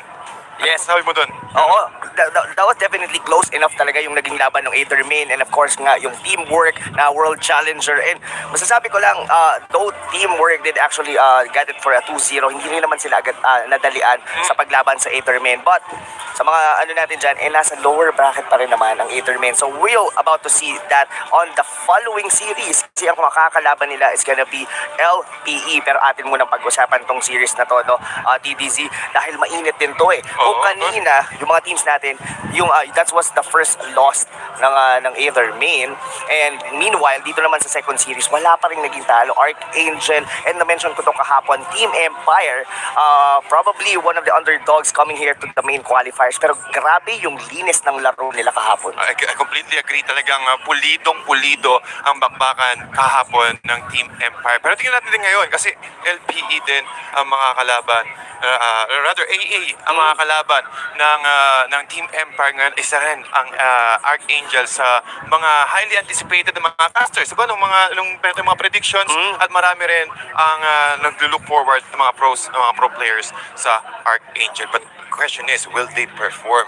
Since sa 8 teams, or rather sa 6 na teams na naiwan after ng ating day 1, 2 teams na lang ang makakapasok at makaka-advance para sa ating regular season. Oo, and meanwhile, nag-aabang din kasi ang Reach Apex kung sino ang matatalo dito sa series na to, that they're still waiting on the lower bracket. So, mainit at mahaba-haba pa ang araw natin ngayon, mga kaibigan. We're just on the second series. So, hopefully this is a very good Sunday for Mobile Legends at hanggang para sa akin, TDC, ina-expect ko na talaga. Doon naging 2-0 yung kanina, nag-expect talaga ako na maraming, yung best of 3 talagang laging game 3. Laging game 3 talaga ang nakikita natin dito. At in question nga kasi nung going back kahapon, naiwan natin, for the first half ng games, out of 6 matches, 4 games yung nag-2-0. So tagang mainit at pwedeng dalhin pa rin ng mga players and also ng mga teams natin dito yung init from game 1. But moving forward mga kaibigan, this is match number 2 for our main qualifiers. Day number 2, we have AA playing on the blue side and also Empire naman ang maglalaro sa red. Pero Rob, pansin mo ngayon, Ano yun? Sunday ngayon. Sunday. Anong malakas pag Sunday? Si Lord? Kaya hindi, well, kidding aside, mga guys, Hindi kasi, gusto ko isagot kasi naaalala ko kasi to laging banat kasi to ni Kuya Manjin. Oo. Parang nung during M2, nako, umaga ngayon, malakas ang Omega, gano'n. Lagi siyang gano'n, no pun intended mga kaibigan. Pero gano'n lagi binabanat ni Kuya Manjin. Pero tinanong mo sa akin, Sunday ngayon, ano nga ba ang malakas pag linggo? Sunday. Para sa akin kasi, of course, si Lord ang pinakamalakas na. Well, regardless, hindi lang Sunday. Kahit anong araw yan. every day, okay. Yes. Pero ano nga ba? Ano nga ba para sa'yo? Para sa akin kasi talagang kumbaga mas na-enhance kasi. Well, kidding Ay! aside. Well, guys, kidding aside, guys. Luminous. Talagang luminous Lord ang nagiging priority dito. At yun yung napapansin natin mga winning conditions pag umabot tayo ng 12 minutes onwards. So, again, well, Kuya Rob, dito na tayo sa ating drafting base. Oo nga. Nandito na tayo sa drafting base natin. Pero ito, look at this. Kuya TDC, look at the band dito ng Archangel. There was actually may pin-up sila dito na tina-target sila na specific. And this is gonna be the Farsa and the Matilda. That only states that they're respecting whoever here on Team Empire is the one who's using the mid. Yeah, that's Mitch. true. Completely, and also with the control. I completely understand kasi Parsa simula kahapon, yun yung nagiging timpla. Yun yung meta na nag-workout since day 1 at nakita din natin yung advancement ng Parsa from our first series. At tingin ko rin talaga, meron nga tayong kasabihan, well, backstage, mga kaibigan, Farsa wins games ang sabi ng karamihan ng mga casters and also mga staff here dito sa ating studio. And also Matilda with the mobility and also the shield, the support capabilities of this Matilda is really strong when it comes to those team fights and also getting the early game advantage. Pero alam mo to, TDC, Farsa wins games and that's one of probably the reason why Archangel is removing it right now. Pero ang daming nagiging open dito Look at the draft natin dito. Esmeralda is gonna be part of the pool probably. Posible rin dito yung Brody, we're in highly contested din siya during our first day during the main qualifiers. So yeah, well, Esmeralda's already been banned. So I think the Brody is gonna be the next ban dito ng Team Empire, or unless they are willing to give the Brody for them to be able like to secure something else. Probably yung Basha kanina. Yung Bakshan, laki din ng tulong doon. At yeah, I completely agree dun sa Brody talaga. Ang hirap niyang pakawalan, guys, kapag hindi nyo binanyan. And I think that's also one of the reasons why medyo nauubos ng oras when it comes to last ban ng first banning phase dito sa side ng Team Empire. Sabi mo nga Kuya Rob, Brody will be removed here out of the hero pool here and AA will get the first pick. Wow, Digi. Okay. Well, kung magdidigi man ng Archangel dito, I really think that I've seen this one. Siguro pinakamagandang reference gonna be M2 coming from Burmese school. This is not the typical digi that we had during season 6. We're in yung the feeding strategy. So this digi, pero ang daming open And if they're gonna be picking a digi as their first pick dito, parang ang hirap ngayon ditong itansyahin kung ano ang gusto ba talagang mangyari dito ng Archangel. Yeah. What is it gonna be? Ang dami ring open Tasha, Johet ang naging sagot dito ng Archangel. We've seen this from Yummy. The way he actually plays ditong Johet na to, hindi to yung bastang invade Ang style ng Johet dito, most of the time dito ni Yummy is that they go for Lish first. Then by the time na na-Lish na nila yung kanilang jungler, that's the time he actually goes for invade or probably tag along sa kanilang mid-mage. Totoo yun. Kumbaga parang more on control. Possibly go for the early Lish nga yung ejector type and then go for the jungle. Depende yun kapag more of jungle-oriented or core-oriented dito yung magiging playstyle ng Empire. Pero dalawang opportunity ngayon ang Empire for the pick. Ano pa ba yung mga pick natin na commonly? Benedetta is, open. definitely open. Yep, Ano nga, Benedetta. called it out, Kuya TDC, and Basha. Saktong-sakto. Kung sinasabi natin Forza wins games, even Basha was actually part of it eh. We've seen this kanina sa teamwork, which actually worked for them for the next 2 games. Given itong Benedetta na to, na kung papansinin mo, para sa isang Johead, ang hirap hulihin ng isang Benedetta. Even you have an unstoppable force, even you have this ejector, alisan ka lang, tatakbuhan ka lang yan with the continuous dashes na manggagaling dito sa Benedetta. Now, the answer is Harit and Khalid. Okay. So, ang dami ng AoE dito ng AA. At, well, more on AoE. Zaman Force is really good, pero it's more on the single target and also easier for them to take down the objectives early. Alam mo, Kuya TDC, this is a different kind of strategy coming from Archangel. Why? Is that they're already revealing their 2 side lanes. And definitely this Johead gonna be their main tank. So, what is lacking right now for Archangel? Escalera, I think he's the only person who actually uses Valir here on the main qualifiers. And one of the heroes din na talagang gamit na gamit niya at alam niya talagang i-utilize ng maigi. So, Team Empire here must actually pick their, well, Alice will be their answer. A good pick, to be honest, since there's nothing to, walang parang deny pick eh, since they already took down the Basha from themselves. So, parang walang direct counter for the Alice dito unless Archangel dito would be picking like a burst damage on their 2 next picks. Yep, burst damage indeed. Maybe Eudora, nakikita natin yung Eudora most of the time Yes. na talagang pinipick na rin ng mga teams natin dito for our main qualifiers. And tingin ko rin, pwede open dito yung Sylvana eh. Sylvana with the Necklace of Durance, I think they can counter to our current 2 heroes here para sa Empire. So I think they also need to get at least 1 crowd control sa side dito ng AA. Posibleng mangyari yon, or they would like to na ito talagang Johead na lang yung maging main tank nila. So for sure dito ang Archangel, we're still looking on to get their jungler. So what's gonna be available on the pool right now? It's possibly a Claude. Pero yeah. Why is marami this pa open tayong din? magiging ban dito eh. So in terms of banning dito, they're kung tinarget na rin lang nila for the first 3 bans dito yung mid-mage, might as well na cancelin mo na lahat dito ng mga ano pa bang mga available. I don't think it's worth na mag-ban ng Veil. Kasi isa yun sa mga nakikita ko, even the Eudora that you actually said earlier, pwede nilang iban yung Eudora if they're gonna be getting the Claude.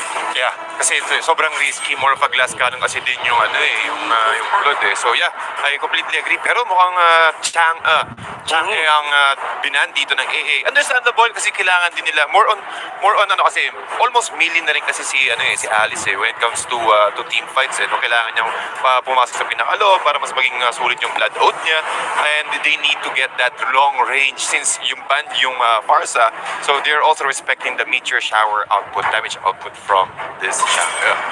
Well, I get the point dito, no, Kuya TDC, why they actually gonna be banning the Chang'e. Kasi the way ang gameplay kasi ng Archangel, they are targeting most of the time the mid game. They just have to hold on the early game wherein nandito naman si Yami on the Johead to be able to hold it down. Yung side lane naman nila sustainable with a good minion wave clear. Andito yung Khalid, nandito yung Harit. So they're looking on the mid game to be their power spike. And yung Chang'e na yun, nag-make sense yun kasi mapupush. What I mean is hindi kayo agad-agad mapupush. Pero kinuha dito ng Team Empire, and mind you, Kuya TDZ, this is one of the heroes na ginamit din nila kahapon na sobrang linis. Kung di ako nagkakamali, there was a side lane na Claude yung gamit nila kahapon, but this time around, this is gonna be a jungler, and we've seen this earlier on Teamwork.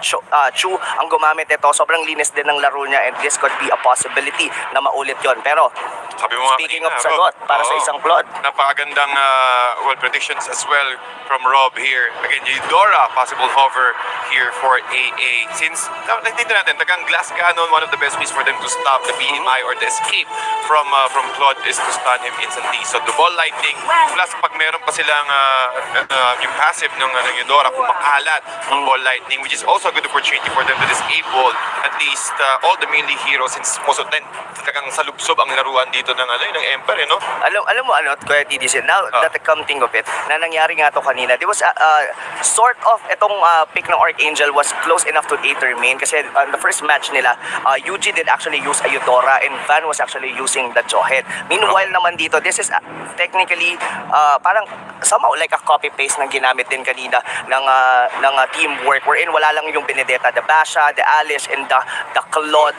Ito din yung naging formula kanina ng teamwork. So, yeah, this might actually work, especially na meron sila ditong Digi. Yeah, Digi again, more sustained times journey plus the reverse time, which is really good against mobile heroes. Sa tingin ko, pwede ninyong encounterin dito yung Harit when it comes to the early game.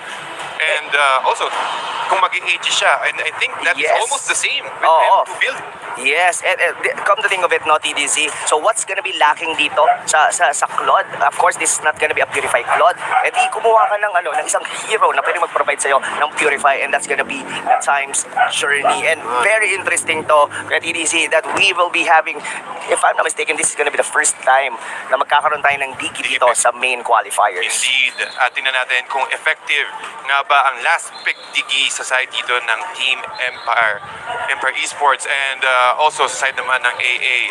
Kung okay ba yung 1-1 when it comes to late game. So yun yung parang meron silang assurance, no? Na sige, pwede tayong tumagal, pwede natin bilisan, meron tayong Harit na pwede mag-take down kaagad ng mga tier 1 turrets early and provide them with sustainable gold or enough gold for them to get their core items. So kung saan meron din silang pang band-aid, pag tumagal natin yung laban, 1-1, nakita natin din kahapon yung laro ng Gray versus na tagang kumikripok yung 1-1 ang hirap hulihin, which is also one of the best ways to kite down melee heroes. At napansin ko doon, 4 na heroes ang talagang pwedeng sumulubsob doon when it comes to teamfight. Alice, Blazing Duet din, kailangan mo ma-close at least yung gap para matamaan lahat ng heroes. So, tingin ko effective din dito yung pick ng AA. Yes, definitely effective. Pero in terms of power spike, mas mabilis na mag-online dito yung mga pinik na mga heroes dito ng Team Empire. Yeah.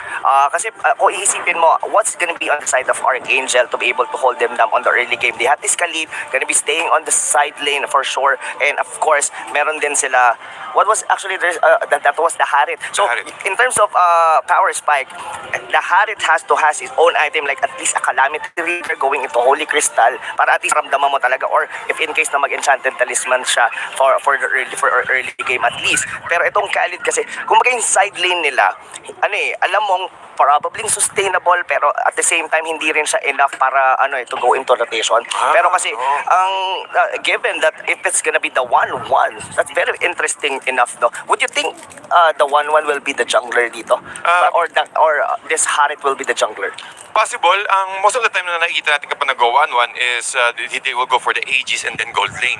Pero, well, I haven't seen kung ano yung naging final na emblem dito, or rather the spell of the 1-1, but most of the time talaga yun ang nagiging standard ng composition, the weakness finder, ang emblem ng 1-1. Very interesting, ha. Pero if I will be the one to state dito yung roles dito for the side of Archangel, I would want the Harit to be the jungler and live on the gold lane dito yung 1-1. Why? Kasi the Harit could potentially be ito yung pangbangga nila sa early game aggression na ipapakita sa kanila dito ng Team Empire. Meanwhile, for Team Empire, they have somehow hindi naman easier, pero might be a better approach in terms of executions, most specifically on the early game. Alam natin kung ano yung gagawin nila talaga dito. They have the Claude to farm, magtatag along lang dito yung Digi sa kanya. So, meaning to say, ang hirap pasukin nitong Claude na to, let alone talaga na haharap and will be taking most of the damage. So, the Claude is a big talaga dito, something we have to check dito para sa side ng Team Empire. Meron ditong sagot dito ang Archangel with the Eudora, pero that was technically negated by the Digi. Indeed, I completely agree. Pati labanan ng shields to, tol. Kung Yes. sakali makalusot ka sa back siya, meron kaming Digi na kapag nag-times journey, purifies para sa lahat, may additional shield. Kung hindi pa enough yung shield, meron pa siyang Aegis to protect Busan Arlak on his Claude. Pero mga kaibigan, ito na nga ang game 1 ng ating match number 2 to AA versus SB. And nakikita natin dito rotation very 2018 siyang gagamit ng Digi and is already planting up the box. Oo, and I really like you pointed out, no, yung Digi doon with the Aegis. Why? Even on egg form, yung pagpatay yung Digi, he actually can pop the Aegis whenever, kahit patay siya. So that's an additional defensive mechanism coming dito sa side ngayon ng Team Empire. Pati yung maganda rin yung egg dance niya, no? Hindi makaka-recall yung, yung kalaban. So, you can, well, tingin ko, ano yun siya eh, parang So ano din yun eh. underrated na hero eh. Jutert din yun eh. kung ayaw mo umikot, jutert na lang. Oo. Yeah, well, I've seen a lot of Digis din, of course, in reference with AM2. Isa rin to sa naging highly contested ban. Was a definite ban, of course. That was Bren Esports against Burmese Gold. Makwento ko lang sa'yo, Kuya TDZ. Iba rin yung approach kasi talaga eh, ng Burmese Gold dito. And all 7 games ban to sa Grand Finals ng AM2. Nako, Kuya Rob, kitang-kita natin dito yung galawan ni Ambush 3435 using the Eye of Storm to prevent the ball lightning damage for support lightning. So, tagang awareness, malaki yung awareness dito ni Ambush 345. But look at this, extension with the back sa Unity. Mo tinamaan dito with the stun, but enough ba yung damage nila? I don't think so, but with the execute, I think it is enough. Pero may Saksha go with his Zaman Force going in and pushing back Ambush 3435. Pero ang laki agad ng damage dito. And 1-1, kapag nag-1-1 ka kasi most of the time kailangan bumabot ka sa ring para makuha mo yung full yung full golden XP. Parang kailangan mo kasi ma-secure at least 2 items dito kasi sa 1-1 for it to become online eh. Pero look at that blazing duet with Edextra dito, TDZ. Naku, meron pang reverse time, pero mahuhuli dito first blood para sa side ng AA. Kung hindi pa rin sila tapos, Zaman Force plus the chrono dashes, he will take 2. Saksa Jago, makakuha ng magandang early game at mukhang nagka-transition agad sila sa turtle area. Ang ganda ng point of initiation doon ni Yami.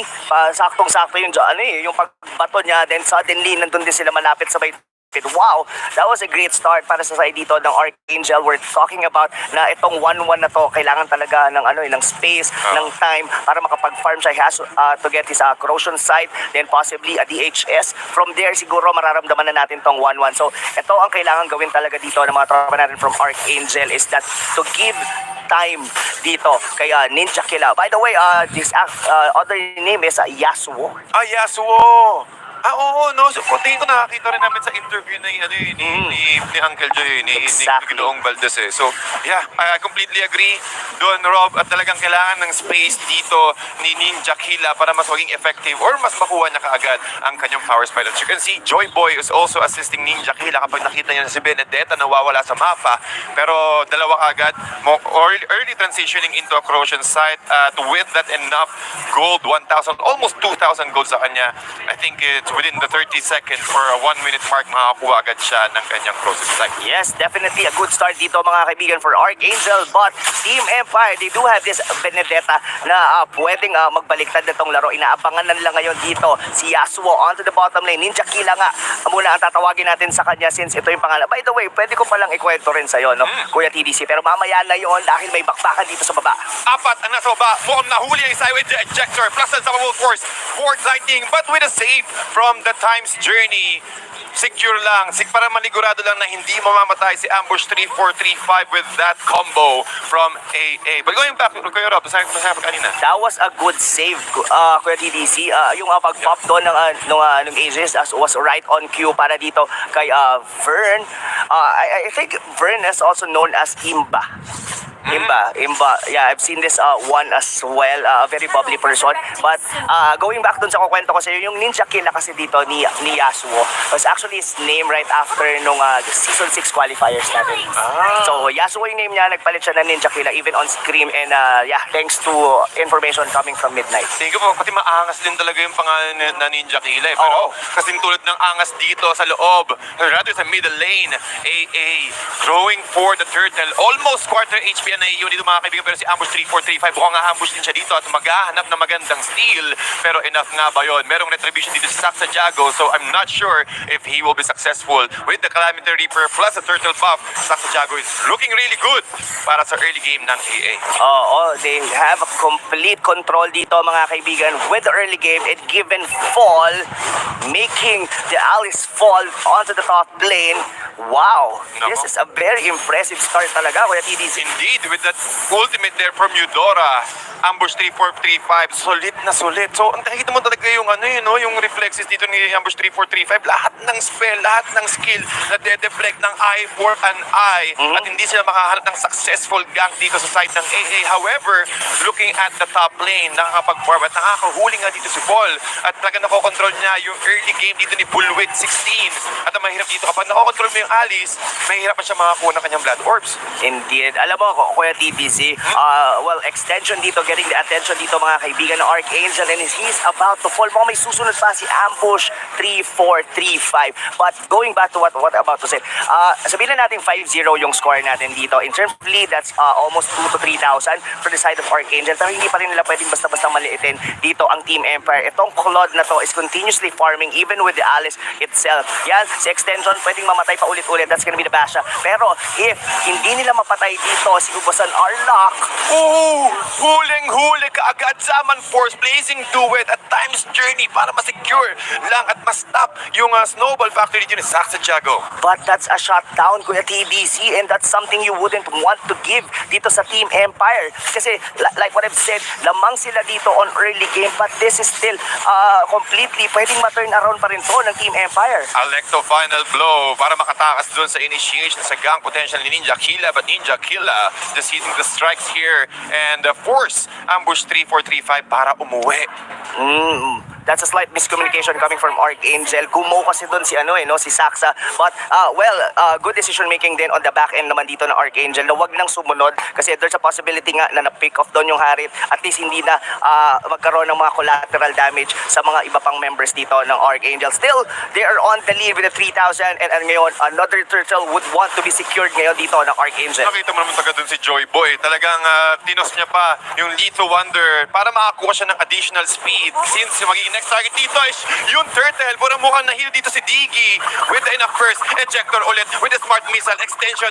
Forced to use his shield, back siya shield unity to run away. Pero apat na miyembro kaagad ng AA. Maganda ang kanilang posisyon. Half HP kaagad at mukhang sila ulit ang makakuha ng second turtle of the game. Sila nga ang nakakuha doon. Nagulat doon si Verne. Hindi niya ina-expect na papalonan siya doon under the brushes. And what's scary right now for Archangel, TDZ? You know what? It's yung 1-1. Hindi pa masyadong napapansin. And Jobby will about to fall. Pero ito na, Yasuo here, or rather Ninja Killa, going here on the mid lane. Ito na, mararamdaman na natin dito. I think he already has his 2 core item. Meanwhile, yung Khalid sa top lane, DDZ, hindi mo napansin. Trabaho lang sabi dito ni Paul at dalawa kaagad ang na-fall na turrets dito sa side ng Team Empire at si Sacha Jago mukhang nakakapag-free farm lang din at nakita natin yung galawang kanina ng AA, no? Talagang iniwan nila si Sacha Jago dun sa may turtle para sa kanya yung experience lahat. But with the additional gold, looking at the net worth right now, slowly going up sa side ng AA. Dito mga maahuli naman sila ng isa, walang takas, reverse time para kay Escalera. 25 seconds on the side, pero with the ultimate here from the Paul. But with the time's journey, will be forced out. At ito na nga ang AA. Humahabol. Talking about humahabol dito, Zaman Force will be committed as well. Very with the blazing duet naman para kay Busan Arlak. Pero unti lang din naman. With the ultimate here from Paul. Dalawa ang matutumba dito and make that 3 because Very will go down as well. 3 casualties exchange into 1 sa side ng AA. Oh no, that was a good chase coming from Archangel TDZ. Though ambush here, been able to cut the lanes dito pero not enough dahil nabasag pa rin naman yung torre nila dito sa gitna. In terms of lead dito mga kaibigan, this is a 6,000 lead. In terms of items naman, Claude already secured his DHS pero this is not enough TDC. Kailangan niya ng golden staff dito to be able to dish out more damage para mas maramdaman siya dito ng Harit, maramdaman siya rito ng 1-1. Indeed, at nakita natin dito yung items DHS plus corrosive side, and he might go for another item here. Maybe a Queen's Wings as early as possible para Yes. ma-defend dyan yung burst damage ng Blazing Duet. And look at the items of this Harith. Concentrated Energy, Feather of Heaven, plus the Calamity Reaper. So pumuputok lahat ng dashes niya with the true damage on top of the Calamity Reaper. Not only that, that's also a sustainable type of pick. Hindi siya nagpunta dito sa Holy Crystal for burst. He goes for the concentrated energy para mas matagal siya sa mga prolonged team fight. Nako, Tiam's Journey, pero mukhang naiwan siya doon sa loob at hindi ready na sorpresa dito ang Team SV at Team AA already going for the Lord. Napaganda rin position ng Lord dito, mas safe sa side ng Archangel. Extension trying to move forward, rather backward here, but not enough. Kulang sa oras dito ang AA. And also with the Retribution, Beast Killer has been purchased by Saksa Jago. So at mas makunat na si Saksa Jago ngayon. With the concentrated energy, they need to burst or expend a lot of skills for this Saksa Jago's Harith. Yes, definitely. And not only that, pagka meron ka na kasing mga beast killer dito para sa sa Harit mo, mas magiging aggressive ka na yung approach mo sa laban kasi alam mo na hindi ka agad-agad mamamatay. He has actually the concentrated energy to be able to sustain into team fights. Pagka hindi nyo nahinto yung kanyang chrono dashes under the Zaman Force, I don't think there is someone from the side ngayon dito ng Team Empire to bring down Saksa. Let alone yung 1-1 natin dito, hindi pa natin masyado napapansin si Ninja Killa, pero pwede na rin talaga siya. Kaya niyang patayin kahit sino dito sa member. So ang technically pwede nga niyang gawin dito, alam mo kung ano dito Ano ng TDC, pwede niyang ikot-ikutan lang dito yung back siya. Then from the back siya, pwede niyang i-crossbow of Tang dito naman yung mga ibang heroes like for example like the Digi or even other squishy hero, even the Claude himself. Pati mahahabol talaga dito yung Claude, just example. Kasi, well, also, given the fact na walang pang-cancel or walang pang-crowd control dito yung Empire against this Harith. So, tama ka doon, pero talagang looking at the current situation right now, lamang dito yung AA when it comes to taking turrets and also when it comes to the team fight because of the itemization dito ni Saksa Jago. And also kailangan talaga niya maging very safety sa pag-position dito because the main role of this Digi is to protect and also give time and space para kay Ubusan Arlak na makapag-farm. But look at the KDA of Ubusan Arlak dito, 1-1-2. Pero there's still a lot of opportunity to catch up. Pero ang ginagawa dito ng AA, talagang kinakapitalize nila yung map at hindi nila binibigyan ng opportunity dito yung SB na makapag-farm. There definitely Archangel here on the commanding lead as the Lord already approaching onto the top lane. Wala na ngayong mga inner turrets dito ang Team Empire and they're about to go onto the top lane. 5 members dito TDC ang papasok sa base ng Team Empire. Nako, delikado dito, kumakatok na ang Lord. Ambush 3-4-3-5, almost quarter HP, pero nang makpakan dito, Blood Oath. Hindi ko pala ni Bullwit 16 yung damage, but look at the chrono dashes. Buhay pa rin siya, mega kill, killing spree para kay Khalid. Mga kaibigan, walang tumumba sa side dito ng Archangel. Bukod sa Lord, pero objective is the name of the game. Mission accomplished. Tier 3 turret top lane has already been taken out with the initiation from Jober. Flicker in, plus the ejector. Saksa Jago, mukhang makakuha dito with the chrono dashes, plus his Diamond Force. AA will take game 1 against Empire. That was a very clean game for Archangel TDC, I may say. And well, ito lang masasabi ko for Team Empire. I think they played it too safe. Totoo. They played it too safe. Kung nakita mo doon, yung kanilang Benedetta was actually 0-0-0. It's actually about clearing the waves and going back and paulit-ulit yon time and time again. He could potentially be the kicker for the side of Team Empire. Like for example, pagka yung katulad ng pag-push doon sa may midline like Saksa, rather going in with the Zaman Force, pwede niyang i-cut. He actually did cut. Kaso nga lang, hindi na siya nag-make sense kasi wala na yung mga kakampi niya. And yeah, for this time around, Team Empire, they had a clean game yesterday, but this time against Archangel, medyo parang tinansya nila Parang hindi nila alam kung paano sasapak. Parang nag-play safe sila ng onti doon, no? Parang hindi nila na-anticipate ng onti dito yung movements ng AA because of the reason ng rotation din ni Joe Boy. And also, Paul, nakita natin kanina na earlyan agad sila ng turrets. Yes. Dalawang turrets agad sa top lane, which is really crucial para sa Claude. Kasi kapag wala ng tier 2 turret doon, mas madaling ma-invade yung orange buff ng SB. Exactly.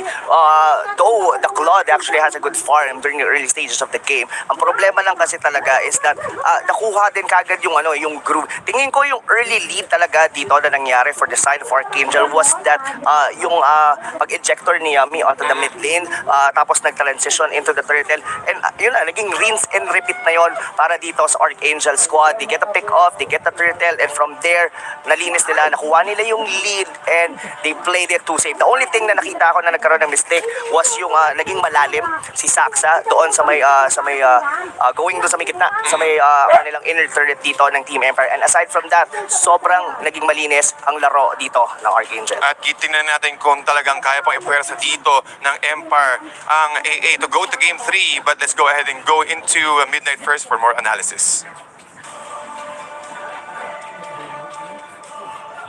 Thank you so much, casters. Wow, Archangel cleaned up the house. Objective gaming is the name of the game. Unlike the previous series, now the late game never came in for the enemy. Once again, my name is Midnight, your analyst for today, and Monarch losing against Archangel on the back of Claude, Benedetta, and Alice. Three heroes that are really good in holding the game. Problem is hindi nila kinaya yung aggressive objectives ng Archangel. Now the thing is they kept on pressuring sa a focus lane for Archangel. What I mean by focus lane, literal na may pipiliin silang isang lane tapos full commit kasama yung Harit, kahit nga yung 1-1 tumutulog doon kasama siya, and iniwan lang nila yung isang side lane to get some form of pressure. Pero essentially parang lang yan, parang may isang objective na talaga yung Archangel na gusto nilang gawin, and yung iba nila makukuha is parang extra na lang. Now we're gonna check at the items here, no? Bakit naging importante yung ginagawang strategy ng Archangel dito. Now if we're gonna look at the screens, no, yung items ng Archangel dito, Fall on the Khalid went for the Deadly Blade, Bloodlust Axe, and Blade of Heptasis. Now this is really crucial for the Khalid. Why? Hindi siya kagad-agad bumili ng sustained item. Although Bloodlust Axe is a form of sustained damage, it's more of sustaining the lane here for Fall, no? Talagang gusto niya kontrolin yung isang lane, wag bigyan ng space itong kalaban nila, and it did work out in the end kasi dalawang turrets yung na-push niya sa kanyang lane, which is yung bottom lane ng kalaban, and yung Claude naman ay naubusan ng pagpa-farman na space. So that's again the concept of playing on a certain area of the map. If you have more space on the map, or if you have more territory, no, kapag mas malaki yung real estate mo or yung lupa mo, ay hindi pwedeng hindi basta-basta nakakakuha ng resources yung kalaban. That's the reason why Empire nagutom sila dito pagdating sa gold. Now we're gonna look at the highlights here of the game. Not that much honestly, dahil sinabi nga ng classes natin, sobrang linis lang ng laro ng Archangel. They kept on pushing the issue against Empire Monarch. Now, there is just one clear mistake from Archangel. Mamaya makikita natin yon. Pero again, makikita nyo yung focus ng Archangel for the first 5 minutes. The focus was on the mid lane. Ito yung actually ang sobrang importante, no? Yung ginagawa ng Archangel, they kept on controlling a single lane kasi dito mo may establish yung territory mo. Establishing a territory is really, really important. Now, Saksa Jago went in too deep, got punished for it. Pero after that, Archangel, nag-reset sila. Balik tayo sa mid lane, okay? Focus tayo sa may mid lane. Yung 1-1, pwede na natin mag-iwan mag-isa.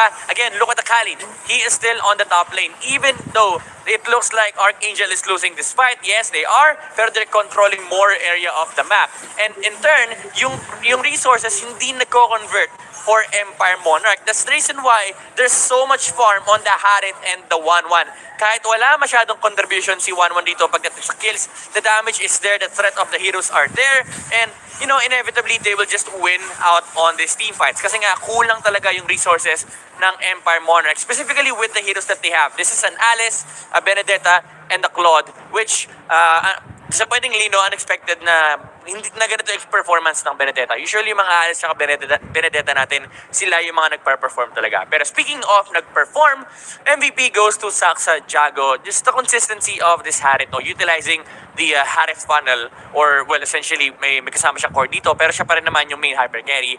Talagang hindi sila huminto sa pag-apply ng pressure. Hindi siya huminto para mag-farm.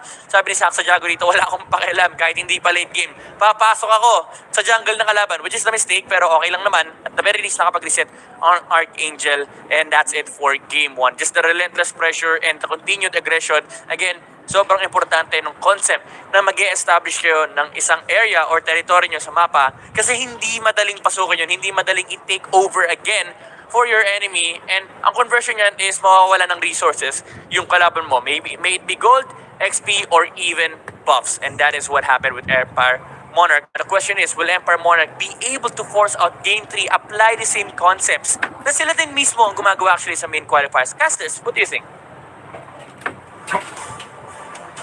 Midnight, sa tanong mo, tingin ko napaka-posible pa rin na pwedeng baliktarin ng Team Empire to because they still have another chance. This is a best of 3. At with the movements from Team Empire, I think they just got caught off guard dun sa Game 1. Pero babalik kami yung mga casters ako si TDZ. Kasama ko si Rob, Luna. Rob, ikaw, ano sa tingin mo? Kaya bang timplahin, kumbaga, yung kape dito ng Team Empire? Kaya naman, kaya naman. Kumbaga, kinulang lang ng konting creamer, kinulang lang ng konting asukal para tumama ang timpla dito for the side of Team Empire. Pero ang dami na namin naging reference doon. Ang gusto lang namin sabihin is that Team Empire, they had a very clean game yesterday. Kailangan lang nilang ibalik yung momentum nila na yon. And tingin ko, naging masyado silang defensive on their game number 1. Tingin ko, kailangan nilang baliktarin lang. Kailangan lang nilang mag-refresh, mag-reset. Ngayon, game number 2 na to, kailangan na we have to take one game at a time. Of course, they need to force a game 3 against Archangel. Pero this time around, I'm really thinking na mas magiging early ang gameplay dito ng side ng Team Empire. I completely agree with that. Kasi nakita nila na, sandali lang, talagang nahirapan tayo. Sabi mo nga kanina, Rob, no, saktong-sakto, yung harit na naka-retribution, ang laking impact talaga ng harit na retribution. And with that, SV will respect the harit and remove it out of the game, out of the hands of AA. Pero nakita rin kasi talaga natin kanina I completely agree doon, medyo naging play defensive sila. Kasi napag-usapan natin kanina on that game 1 draft, na sobrang bilis ng movement dito ng SV. Hindi lang talaga nila na-pull off na maaga. Kasi tingin ko with the control as well from the jungle kay Boy Joy, kay Joy Boy pala. So I think ang laking impact din nun. Saka tama ka din sa sinabi mo kanina, they don't have like a certain crowd control. The only one that they have is coming from the Alice, or which is that was like a second stand. Yeah, mga 1 second lang After nun, wala na pwede na Pero kasi ang setup naman din kasi talaga nung lineup doon ng Team Empire was that once a time journey is in, talagang all out damage talaga yung gagawin nila. Yun nga lang, hindi nila yon na pull off. But coming here on game number 2, I'm really looking forward dito na makakita ng mga pakito. Kanina ko pa sinasabi to kay Kuya Manjin gusto ko makakita pa ng mga pakito matches dito sa main qualifier. So yung mga bands natin was almost the same band that we have. The only difference is tinarget na ngayon dito ng Empire yung ni Saxe, yung harit. Yung harit talaga. Pati wala nang after that game, kasi sobrang bilis Kumbaga, ito ko ba, pansin ko ninerf yung harit. Ilang beses nang ninerf yung harit at hindi siya naka-expect ng buff. Tingin ko, ang ginawa talaga ang main role ng harit ngayon is sa early game is to remove all the outer turrets. Map control ang binibigay dito ng harit. And also given, siguro dagdag na lang yung Zaman Force na slow, plus yung chrono dashes when it comes to team fight. Pero more on solo damage kasi siya So ang ginagawa dito ng SV is, ng harit is to control, remove all the turrets and then take advantage of the energy shields. Kaya nakikita natin na mataas yung power spike ng harit ngayon, which is also a really good ban for SV. Oh, and as per Archangel, there were the few teams were actually using Harit as a jungler kasi most of the time you see the Harit has been used on the gold lane or rather XP lane, either of the two upside lanes. But going back into the draft ngayon, TDC, look at here the ban of Empires that directly it's actually a reactive style ngayon ang kanilang ginagawa on the banning phase. They remove the Harit, they remove here yung mga naging problema nila during game number 1, specifically itong Johet na to with the ejector. Kasi kanina hindi naman pwedeng laging times journey kada ejector di ba? Pero that was kumbaga that's for the books already for the side of Team Empire. Now they have the opportunity to pick here such as Brody was banned, Esmeralda was banned. Who do you think was gonna be the first pick ngayon dito ng Team Empire? Tol, tingin ko yung Parsa kasi mainit ang Parsa ngayon. Imposible. Pati Benedetta hindi na naman napili. Pero ang Benedetta kasi napapansin ko laging red team ang kumukuha ng Benedetta. Benedetta +1. Kasi kung ipa-priority mo yung Benedetta, mas madali siya ma-counter kapag wala kang second pick So, yes. I think Parsa is a safe pick here para sa... Thank you. Sa I Empire, heard you right, TDZ. Farsa, and if I'm not mistaken, Farsa is also one of the best pick din kasi nung kanilang mid-match. Yan, si Imba or si Varios gonna be using it right now. Meanwhile, on Archangel, now, Benedetta, you mentioned it earlier, Benedetta +1, and the question is, kung kukunin nila yung Benedetta, what's gonna be it for the +1? Will Archangel be the one to use the Basha over here on the Team Empire, or the Sylvana is actually gonna be a good pick dito for Archangel? Mas safe yan. Tingin ko kasi mas pwede niyang mahabol. Maraming capability yung Sylvana na makahabol kapag nag-wings by wings. Dito yung Farsa. Again, Imperial Justice to close the gap, and then Cometic Lance kung sakali. Or go for the Cometic Lance first, then dash then to Imperial Justice. And with that, ito nang yung nagiging +1 dito ng AA on top of the Benedetta. Ang dami ding reach dito for the side of Archangel. Sa kung iisipin mo in terms of having a Sylvana, napaka broad, or rather napaka versatile ng type ng draft na pwede nyong gawin talaga whenever you have this Sylvana. You could go for a draft na pwede puro AOE. You could go for a draft na pwede kayong panghuli nyo gagamitin yung Imperial Justice, wherein pwede nyong ma-burst down kagad yung mga heroes na with high mobility, like for example a Lancelot, even a Ling, or even Hayabusa, yung mga ganong klase ng mga hero. But for the side of Team Empire, they're still gonna be picking once again, they'll be going for the Digi and the Claude. So tingin ko parang ito na yung magiging ngayon, no? Kapag merong Claude, merong Digi to protect. Pero I completely agree. Tingin ko napakagandang pick din dito against Sylvana. Nakita natin yan nung M2. Talagang napakalaking counter because again, Sylvana shines on the mobility as well, but he will risk to use his skills after that. So kapag meron nahuli ng isang Imperial Justice, Recta times journey. Kapag kung sakali makatakas, isang reverse time ka agad. And I think that is really efficient for SP to pick that Digi as soon as possible. Kasi kapag naban siya agad with this current draft from AA, ang laki, taas ng physical burst ng AA ngayon. Sobrang sakit ng physical damage indeed talaga dito ng Archangel, and given that the heroes dito ng side ngayon ng Team Empire, this is the Farsa, this is a Claw jungler, and yes, pwedeng mag-build dito ang Digi ng tank items, but in terms of scaling, the Hayabusa would always outbest dito yung mga squishy heroes ngayon dito ng Team Empire. So kita mo na ito na yung most likely gonna be the trio for the side ngayon ng Team Empire.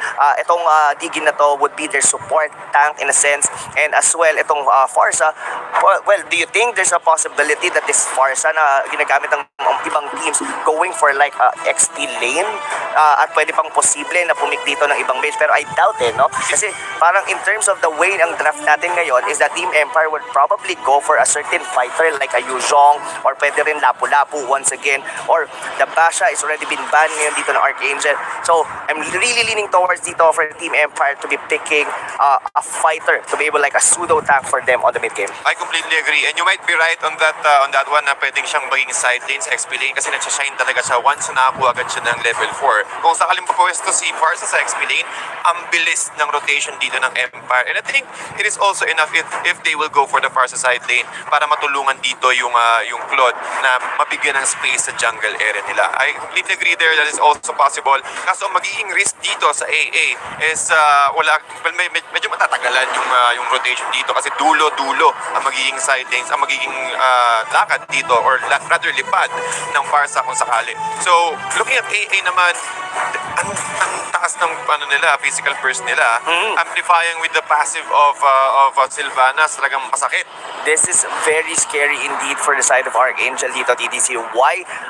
Even on level 1, they could potentially get a pick-off dito. Mga kaibigan, this Khalid, this probably Fall will once again use this one. And alam mo naman, during level 1, specifically pag-execute din yung ang gagamitin dito ng Khalid, either even kahit nga ang gamitin niya pa dito is flicker Pagka tumama sa'yo ang Desert Tornado, even yung tatlong slashes nun, talagang makakaramdam ka talaga. Leeg talaga ang tama. Oo. Kung baga bawat ikot, tsak, tsak, tsak. Yung panghuling-huli, sobrang sakit pa naman nun. Pero kidding aside guys, masakit talaga ang control dito. Pwede siya mag-execute, pwede siya mag-flicker, pero with the current lineup of SP, I think it is wise for him to use the flicker to at least close the gap. Pero ang sagot dito ng Empire, gusto niyo pumasok, gusto niyo makipagbakbakan ng fighter para sakali bibigyan namin kayo ng malademonyong thumbs, and also si Little Red Riding Hood, si Ruby lalabas dito. Tingin ko, crowd control, Ruby is a very nice pick here. Again, yung second skill niya, Don't Run Wolf King, is enough to pull, or at least,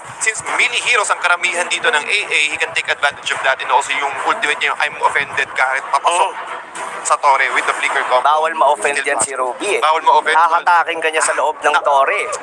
Tapos melee heroes lahat ng AA. Really looking good here, guys, for Team Empire. At tingin ko, this is a possible, really effective draft if they can pull it off successfully.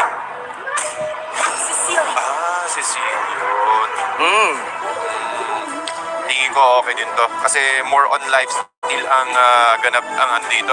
More on lifesteal and shield regeneration sa side ng Empire, and that was one of the best Yes. na pwede mag-apply niya. Saka ano rin interesting din sa akin dito yung for the side of the Team Empire, kung paano yung magiging sustain nila. Kasi itong dalawang side lane nila dito, we just have to stay on the lane. Meanwhile, itong Farsa na to will be holding on onto the mid lane dito ng side ng Team Empire. So, we're really leading towards dito na for the side of Team Empire to be able to hold the early game and going into mid game, and probably enough na yung maging item doon ng Claude to be able to dish out damage para dito sa aggression na ipapakita. So, tingin ko dito TDC Archangel will be the one to attack first, or rather to take objective. Nagawa nila to during game number 1, and they could potentially do it once again here on game number 2. I completely agree. At talagang ang taas din talaga ng physical burst dito ng AA. But ladies and gentlemen, welcome to the Land of Dawn. This is game 2 ng ating match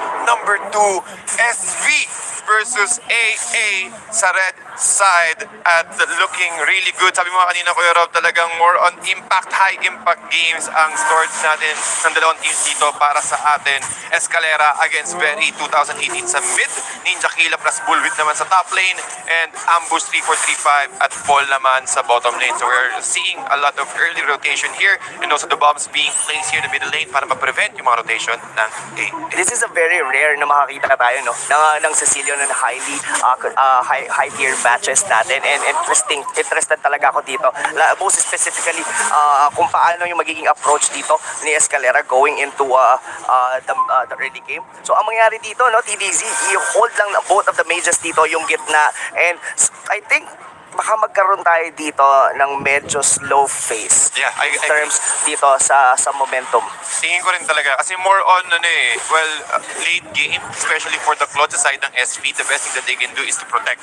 Nakita natin, that's also one of the reason why na pinili nila si Diggy, para Diggy na nakatang emblem plus tenacity, and meron din siyang AG, so talagang pinakunat yung Diggy nila. All protect, support Diggy dito para mabiglan ng mas magandang farm or ng space dito si Ubusan Arlak. So yeah, I completely agree. Late game kasi mayroong din kailangang stacks dito si Escalera. Cecilion. Totoo. And well, as the game goes by, in terms of pagka nag-scaling na tayo, so pwede rin natin i-consider na pwedeng main damage dealer dito ng side of Archangel dito si Escalera. But unfortunately, yung Farsadon, TDZ, he was got picked off by Saxa. Napakagandang first blood dito sa side ng AA. Tulad na kanina, with the shadow kill plus the quad shadow, he can easily go in and get out of any skirmishes.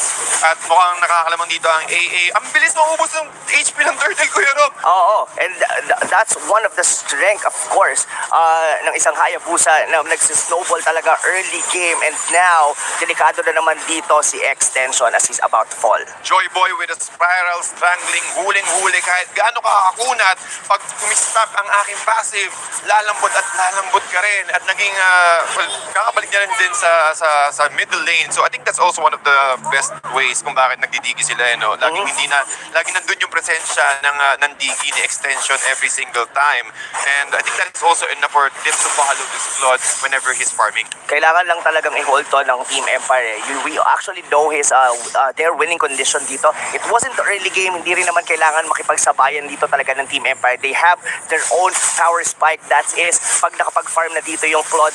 Kailangan lang maging tanky nung dalawang sustain heroes dito on the side lane dito ng Team Empire, and let alone wag ma-pick off. Kumbaga, ang gagawin dito ng Team Empire, i-hold lang nila to. Parang ita-turtle it out nila to the point na pagka reliable na yung damage dito ng Claude, doon na lang sila sasabay, or probably get an awkward engagement para sa side dito ng Archangel at pwede nila yung i-punish. Yeah. Again, look for any opening, sabi nga dito ni Rob, para sa side ng Empire, at yun yung possible way for them to punish this rotation from A. But talking about rotation, Imperial Justice, mukhang nahuli dito. I'm offended. Plus, the damage from the Don't Run Wolf King, enough to take down Sakshajago and stop him from snowballing. Pero si Bulwit talaga dito, ang ganda ng pagkakahatak yun sa loob. Yes, yun yung mga engagement na kailangan gawin talaga. So, in terms of sa boxing dito, Kuya TDC, kumbaga counter-puncher kasi dito ang Team Empire. And yun yung mga kailangan iwasan dito ng Archangel, yung maging masyadong, sabihin na natin maasim, maging overly aggressive. Kasi itong early game na to, hawak na nila to eh. Pero hindi nila pwedeng basta-bastahin dito ang Team Empire. Kumbaga, kailangan lang nilang hanapin dito yung power spike nila. I think this is the right moment, or probably kung meron silang ipipick up, probably the Tamos is the best option compared to a Ruby. Totoo yun. R to the E spec para sa side ng SB. Again, mga kaibigan, nakadalawang Festival of Blood dito ang both fighters ng Empire, at kapag sila nagkaroon ng stock, mahihirapan ang AA dito when it comes, or once we went to our mid-game to late-game fights. Sakshajago naman nakakagkaroon ng magandang farm. He went for the warrior boots, but ang ganda rin ang position dito sa side ng Turtle. Pero tingin ko may idea dito ang SB, but are they able to catch up? Napakaganda feathered airstrike dito, pero wala silang ultimate, and they are way too late. Another Turtle has been taken sa side ng AA, at unti-unting lumalayo ang net worth dito sa side ng AA. 13.3 against 12.5 ng SB. Tingin ko, Kuya TDC, it's an even trade eh. Yes, nakuha doon ng Archangel yung Turtle, but they actually get a pick off doon kay Ninja Killa. Oo nga, diba? So, medyo hindi rin umabot, hindi rin kakayanin yung lang quick sand guard talaga. Wala na, technically, wala na nga siyang time na gamitin yon, dahil yung burst potential ngayon dito ng Team Empire, malakas na rin talaga. Now, meanwhile, onto the top lane, ngayon, ito ang tricky ngayon dito for the side of Archangel eh. Kailangan nilang hanapin yung time kung kailan nila kailangan makapag-push. At yun yung magbibigay talaga ng malaking lead dito for Archangel. This might be it, Kuya TDZ, as they already secure a kill dito ngayon sa Tams. Sa Tams ang nahuli, 13 seconds sa side ng ni Ambush 3435. But ang ganda ng combo doon, nakita natin ng lagi, apat ang umiikot, or tatlo pala ang umiikot dito sa side ng AA para ma-help or ma-assist nila yung stacks dito ng Cecilion. At kapag nagkaroon siya ng maraming stacks at pag nag-overflowing na, or nag-overflow na ang kanyang overflowing, mas masakit yung damage ng kanyang Bat Feast. So, tingin ko sobrang hirap niyan. Kailangan talagang i-take advantage ng SB yung oras nila na mag-apply ng pressure para sa AA. Kumbaga ako yung TDC, super overflow na yun. Kasi nag-overflow na ang overflowing. But speaking of overflowing, nag-overflow na ngayon dito ang giggle ng Archangel, as they are the one to get the first turret here on the bottom lane. Kailangan lang nilang ulit-ulitin to kay TDC. Rinse and repeat. They could get a pick off, then from there, convert it into a push. Hindi kasi pwede yung pag-pick off nila, babalik sila sa jungle nila, babalik sila sa pagpa-farm. Kasi nakakasabay dito in terms of gold dito ang Team Empire. This is a 2,000 lead, pero this is still manageable on their side. Ako, talking about managing the rotations here and also the objectives. Kung umikot dito, feathered airstrike, and enough ba yun para mapatay na si Ninja Killa? Ninja Killa, buhod. Pero na-takedown agad nila yung Claude. Ubusan, Harlock will go down, Ninja Killa. Pero yung damage pa rin in the turtle objective has been taken out by Sakshajago. 1-for-1 casualty. Pero tingin ko, Kuya Rob, lumamang dun yung AA kasi na-takedown nila si Ubusan, Harlock. Yes, that's definitely a favorable trade coming from Archangel. Muntigang pangang mabuhay doon si Yasuo, or rather Ninja Killa. Kasi nakapag-quick sand guard pa siya, buti na lang yung Tamus sinone out yung ibang members dito ng Archangel. Kasi kung nakapag-back up doon sa sa Kalit, tingin ko baka na-turn around pa nila yun eh. Napakalaking possibility talaga. Pati Rolf, hiwala yung fight, no? Dalawang laban, isa sa may turtle area, nung na-take down nila si Ninja Killa, na umikot din naman naman agad yung Team Empire. So talagang lamang lang talaga sa position dito ang AA when it comes to that skirmish. And that is something na ayaw mong mangyari if you are on the shoes of Team Empire right now, TDZ. Bakit? Kasi itong si Upasan Arlak, itong Claude na to, ito yung pinaka-alas nila dito. He will be the main damage. Of course, he's the jungler sa kanya lahat ng farm. Kumbaga, ang kailangan na gawin ng mga fighters dito ng Team Empire is to sustain. Tanggapin nyo lahat ng damage. Ako na ang magiging clean up crew nyo going on to the late game. I completely agree. Kaso ang kailangan talaga ditong gawin ng SV is maghanap ng magandang fight and then wait na makakuha agad ng blazing duet for them to turn things around. But talking about turning things around here, AA as well is really having a very good time, really closing up the gap with the Imperial Justice as well on the bottom lane. Ambush 3-4-3-5 with the Vengeance plus the Continent Inferno. Will it be enough? The Bats has been flying. Bat Feast has been taken out or has been used to take out Ambush 3-4-3-5 here and plus 1 na naman sila sa turret. AA mukhang hindi humihinto. Extension, kailangan niya umalis sa may loob ng brushes at mukhang mahuhuli siya sa loob with the Spiral Strangling plus the Bat Feast. Hindi tumama dito yung kanyang Sanguine Claws, but with the return, initiate dito sa side ng Empire, forcing to use his Shadow Kill. And I think he's out of position here para kay Sasajago with the Quad Shadows. Enough ba yun? Mukhang mabubuhay yata siya. Hindi, sabi ni Bulwit. Be good for me, sabi dito. With the return kill as well from Escalera, saktong-sakto ang position ng kanyang first kill dito. 2-4-1 exchange. Pero talagang ginugulo pa rin, ini-egg dance dito ni Diggy para hindi makatakas agad si Joeboy. But that is a successful disengage sa side ng AA. Yes, that was definitely a messy team fight of both teams. Kasi ang nangyari kasi doon, nagkamali ng BMI yung pasok doon ng Claude. That's one of the reasons na natanggal din yung kanyang Art of Thievery. Awkward na rin yung position niya to be able to use his blazing duet. Then parang nagkapilitan na eh. And luckily, hindi sila naubos doon. Kasi medyo makipot yung lugar na yun eh. We're in, yun yung pinaka gusto mo if you are Escalera, if you are the Sicilian, yung dikit-dikit yung mga kalaban mo to be able for you to technically match up and all the while nagbabasag lang sa top lane yung Benedetta. Nako, talking about Benedetta dito, 202. Meron siyang additional 10% life steal on top of the his emblem, and they will also secure another turtle.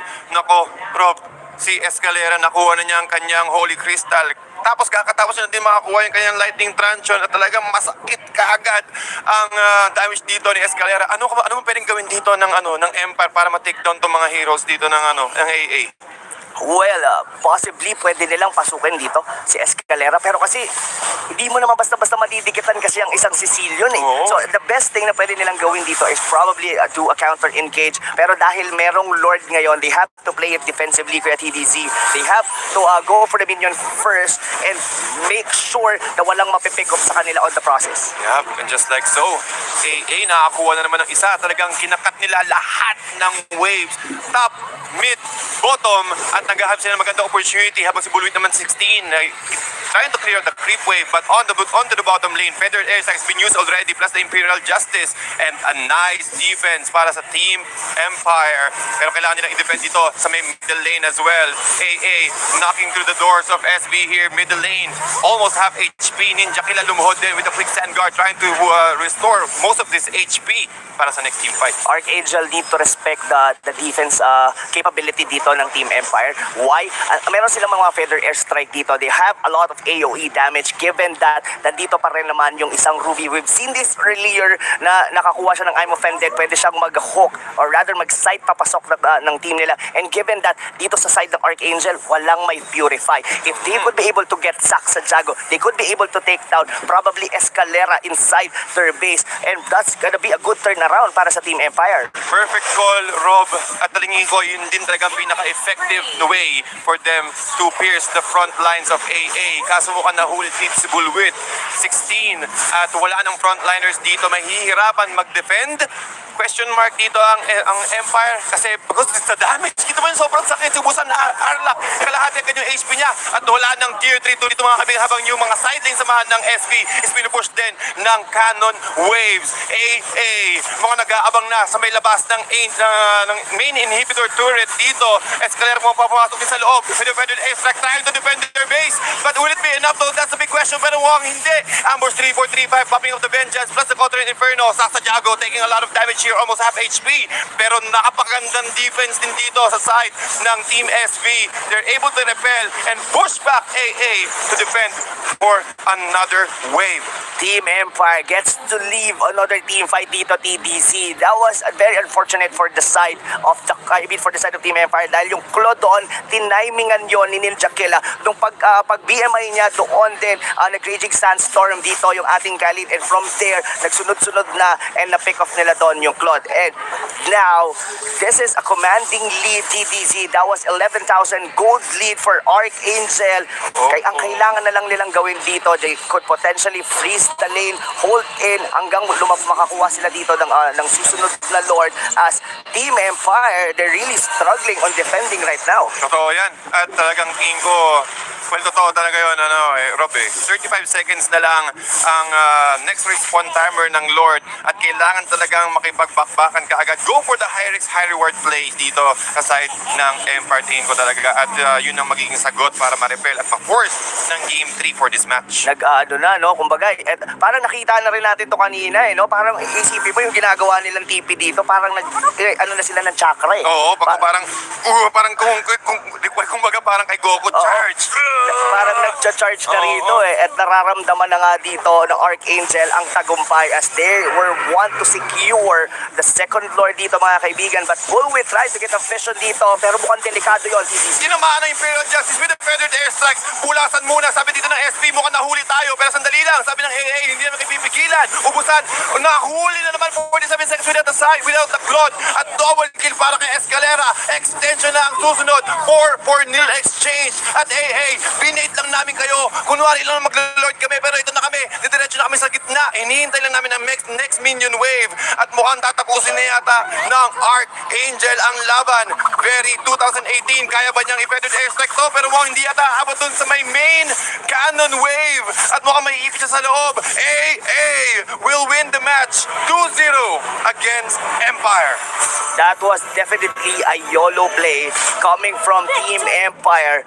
But I guess this is the way to win din hindi natin masasabi if they could potentially had a pick up doon, baka nakita nila yung Archangel in an awkward position, pero hindi. Mas naging handa yung Archangel na alam nila na magko-contest doon ang Team Empire. Good attempt, definitely, pero na-wipe out sila doon. Kasi if you were on the shoes of Team Empire, you wouldn't want to give the Lord agad-agad. I mean, nang ganon kadali. Kasi you were just playing not to lose.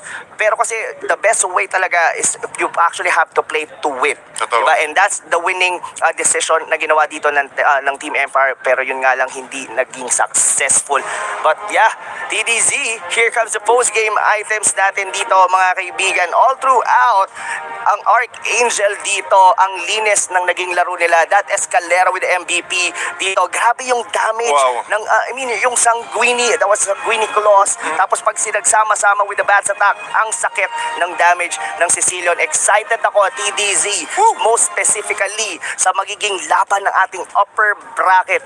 Archangel, teamwork, we're actually looking to one of those team na papasok sa MPL Season 7 regulars. Magandang laban talaga ang inaabangan natin dito, Rob. Malinis. After the performance, no? Sobrang linis talaga again, the protect, the way how AA protects their Sicilian, napakalupit. Pati yung the way they control, alam nila talagang full protect yung full defense. Doon yung Empire with the Digi Pick, at tingin ko na-expose or nakahabit sila ng magandang weak point, at yun yung ginawa nilang pang-entrada. Alam mo kasi yung position din doon sa may purple buff ng Team Empire, that was actually a good position din for a Sanguini Claw.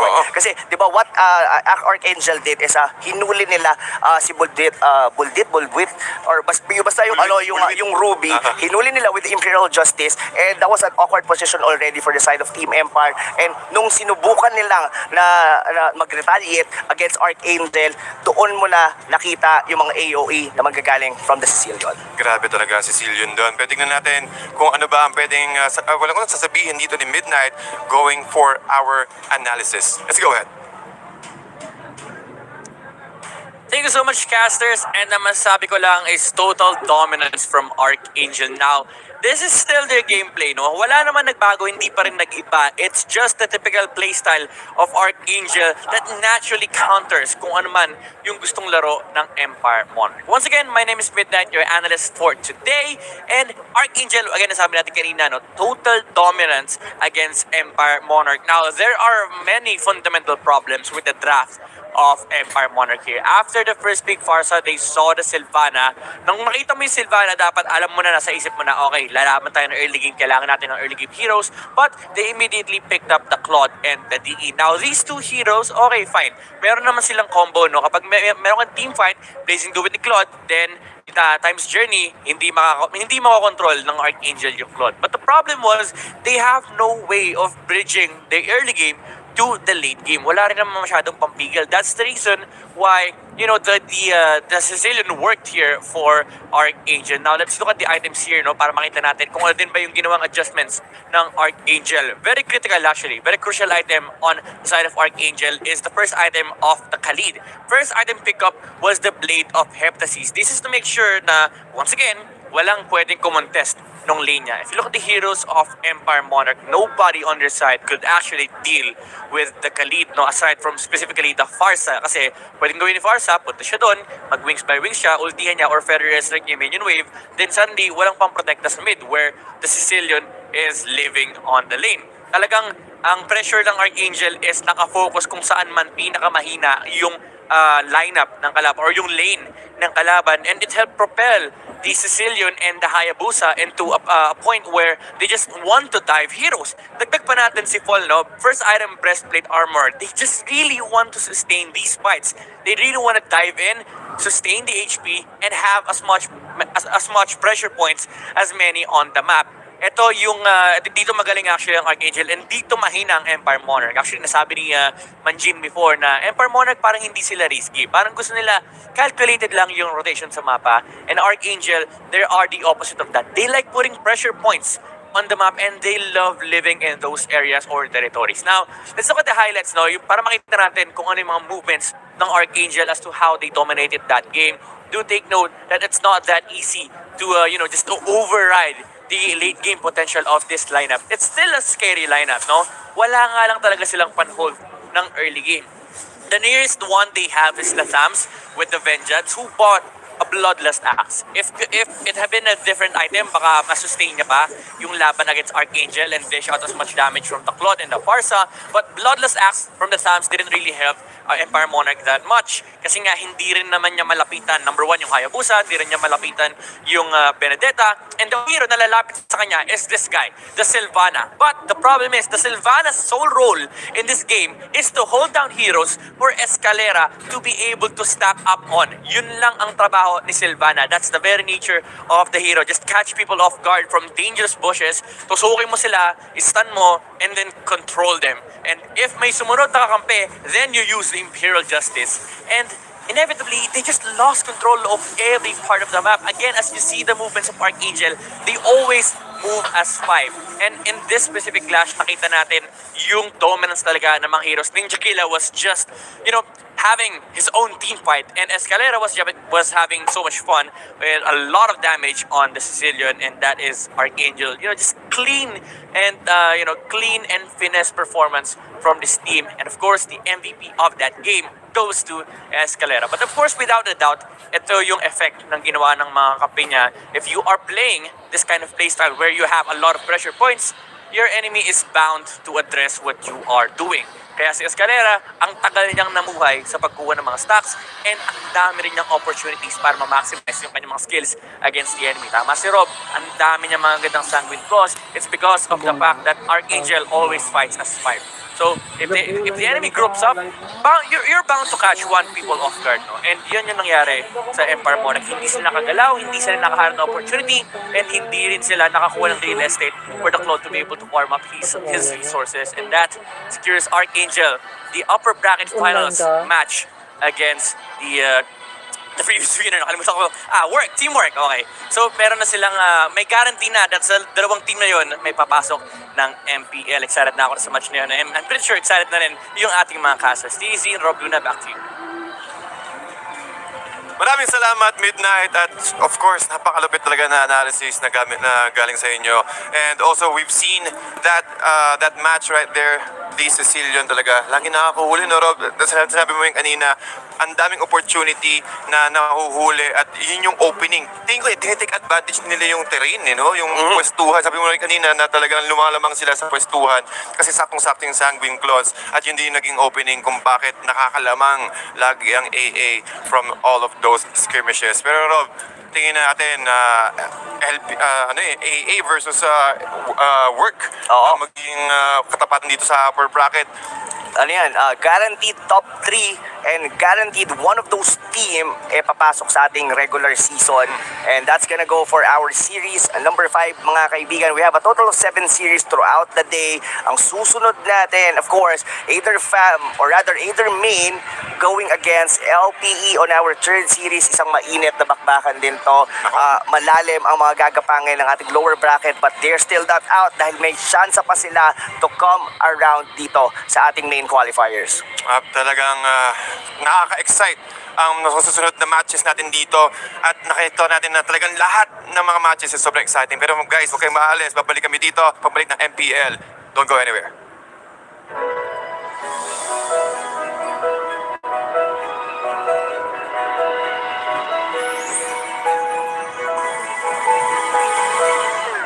Moment na sana, pero hassle ang kate.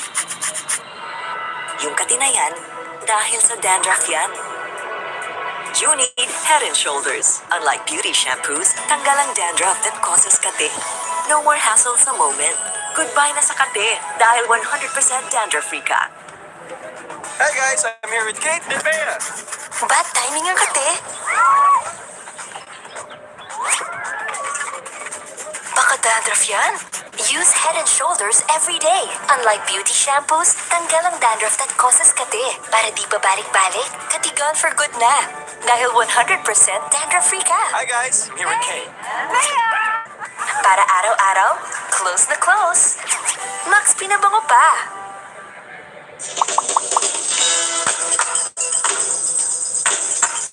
Hi everyone, this is Catherine Bernardo. At ako naman po si Daniel Padilla. Guys, may Paymaya na ba kayo? Kung wala pa, dapat mag-download na kayo sa Google Play or App Store dahil ito na ang pusong pangbayad na yun. Ang Paymaya is isang mobile payment app using only your cell phone and you can pay practically anything kahit online transactions pa yan.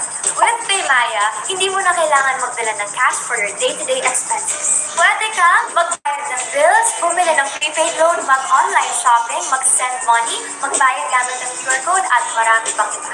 Pero ang the best part dito ay may balik-bayad ka pa.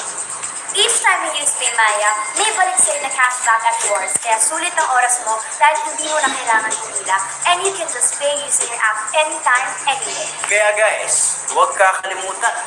Pag may babayaran ka, Don't pay cash, pay Maya.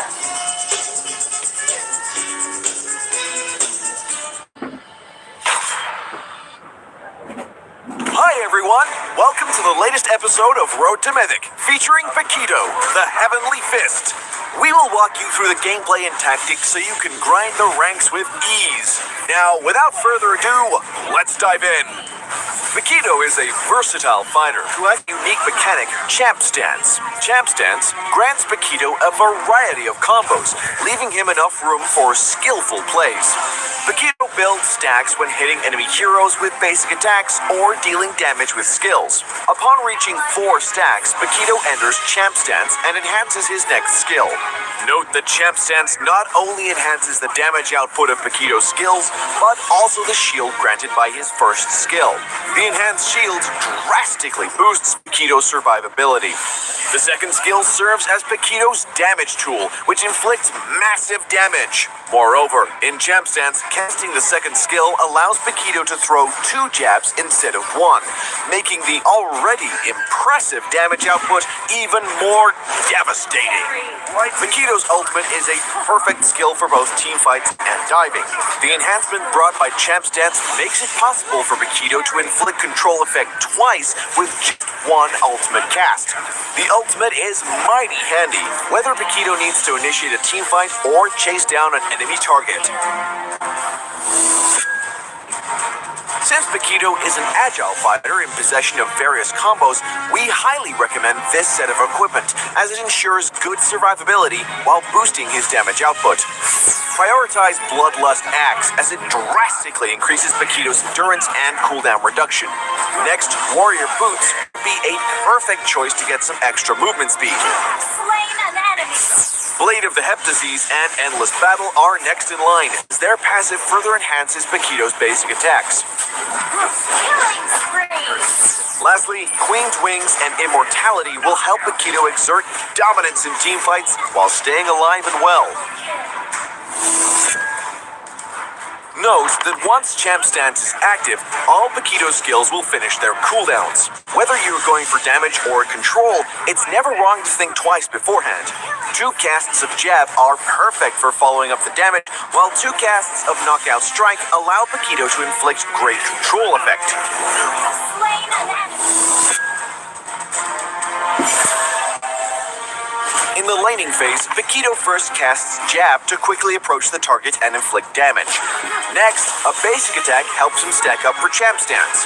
He then quickly follows up with Heavy Left Punch and basic attacks to complement the damage. When Paquito enters Champ Stance, he casts the Enhanced Jab to deal explosive damage.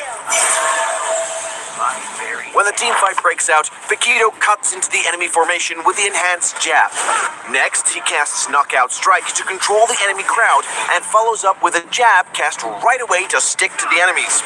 After a cast of Knockout Strike, enemies are once again controlled. Paquito grabs this chance to inflict damage with Heavy Left Punch and gains a shield for the later pursuit. Killing spree. Paquito owns the spotlight through the early to mid game. Once he reaches level 4 and acquires the ultimate, his mobility will be taken to another level. It is recommended to roam and help teammates out to extend the lead. And when Paquito is equipped with good items and has a relatively high level, he will become an agile harasser who is capable of initiating teamfights and posing a kill threat to the enemy backline. Legendary. Well, that wraps up this episode. Stay tuned for more insightful guides from Road to Mythic as you climb the ranks.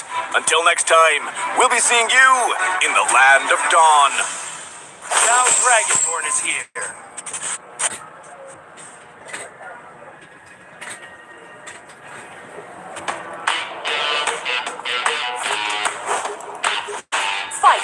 Fight for the ultimate anthem.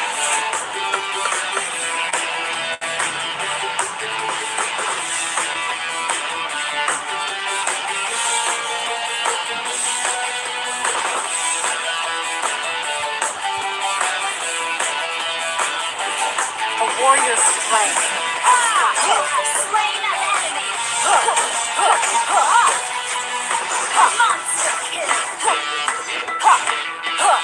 The past on. You have slain an enemy. Killing spree. The legendary. The past comes to pass.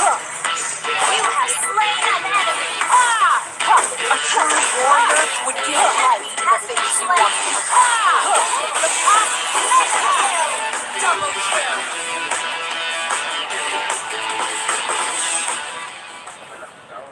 Now Dragonborn is here.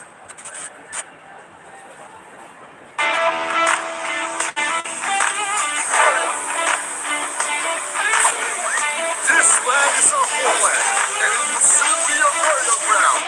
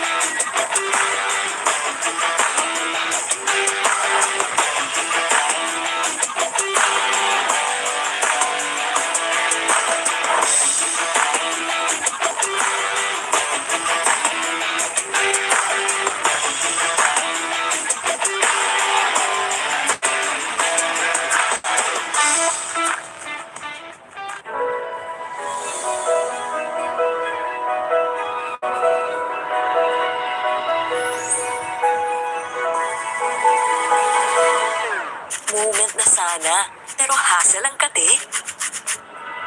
Yung kate na yan, dahil sa dandruff yan. You need Head and Shoulders. Unlike beauty shampoos, tanggal ang dandruff that causes kate. No more hassle sa moment.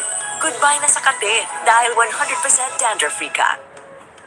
Hey guys, I'm here with Kate and Bea. Bad timing ang kate. Baka dandruff yan? Use Head and Shoulders every day. Unlike beauty shampoos, tanggal ang dandruff that causes kate. Para di pa balik-balik, katigan for good na. Dahil 100% dandruff-free ka. Hi guys, I'm here with Kate. Para araw-araw, close na close. Max pinabango pa.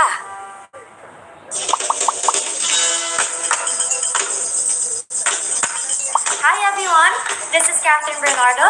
At ako naman po si Daniel Padilla. Guys, may Paymaya na ba kayo? Kung wala pa, dapat mag-download na kayo sa Google Play or App Store dahil ito na ang kusong pangbayad niyo. Ang Paymaya is a mobile payment app using only your cell phone and you can pay practically anything, kahit online transactions pa yan. With Paymaya, hindi mo na kailangan magdala ng cash for your day-to-day expenses. Pwede kang magbayad ng bills, bumili ng prepaid load, mag-online shopping, mag-send money, magbayad gamit ng QR code at marami pang iba. Pero ang the best part dito ay may balikbayad ka pa. Each time you use Paymaya, may balik sa'yo na cashback at yours. Kaya sulit ang oras mo dahil hindi mo na kailangan pumila and you can just pay using your app anytime, anywhere. Kaya guys, huwag kakalimutan. Pag may babayaran ka, Don't pay cash, pay Maya.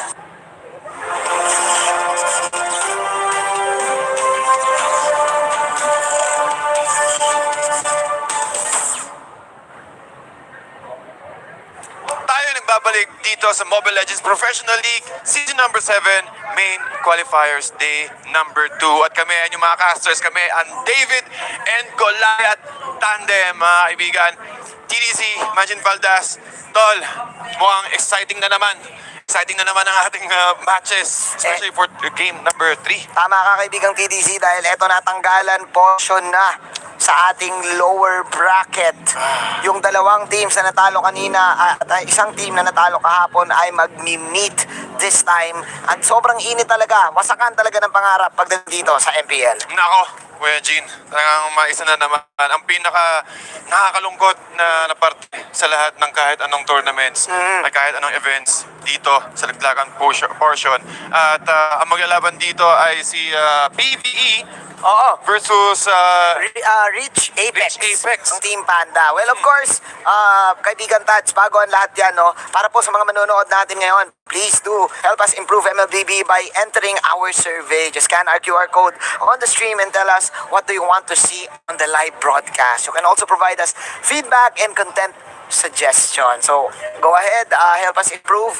Pero speaking of improvement, kaibigan TDC, eto na nga, ano ngayon ang mga kailangan i-improve ng Team Aether Main at saka ng team ng Rich Apex and Team Panda para dito sa game na to. Nakita natin kanina na napaka-intense ang laro ng Aether Main laban sa teamwork, pero nagkulang ang Aether Main.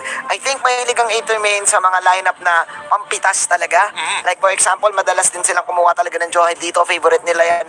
Pero ang win condition yan is kailangan maging successful ang mga pitas ninyo. So yeah, I think it's given na Aether Main has the upper hand, well, based sa pangalan lang din. Oo. Talaga, ni na Yuji, ni Sagitno. Meanwhile, bago talaga lahat nandito sa side ng Rich Apex. I completely agree kasi experience nga rin talaga ang isa pang factor dito sa side ng PVE kaya lumalamang din sila sa Rich Apex. Pero nakita rin natin Manjin, no? yung gabi, kagabi, Kagabi.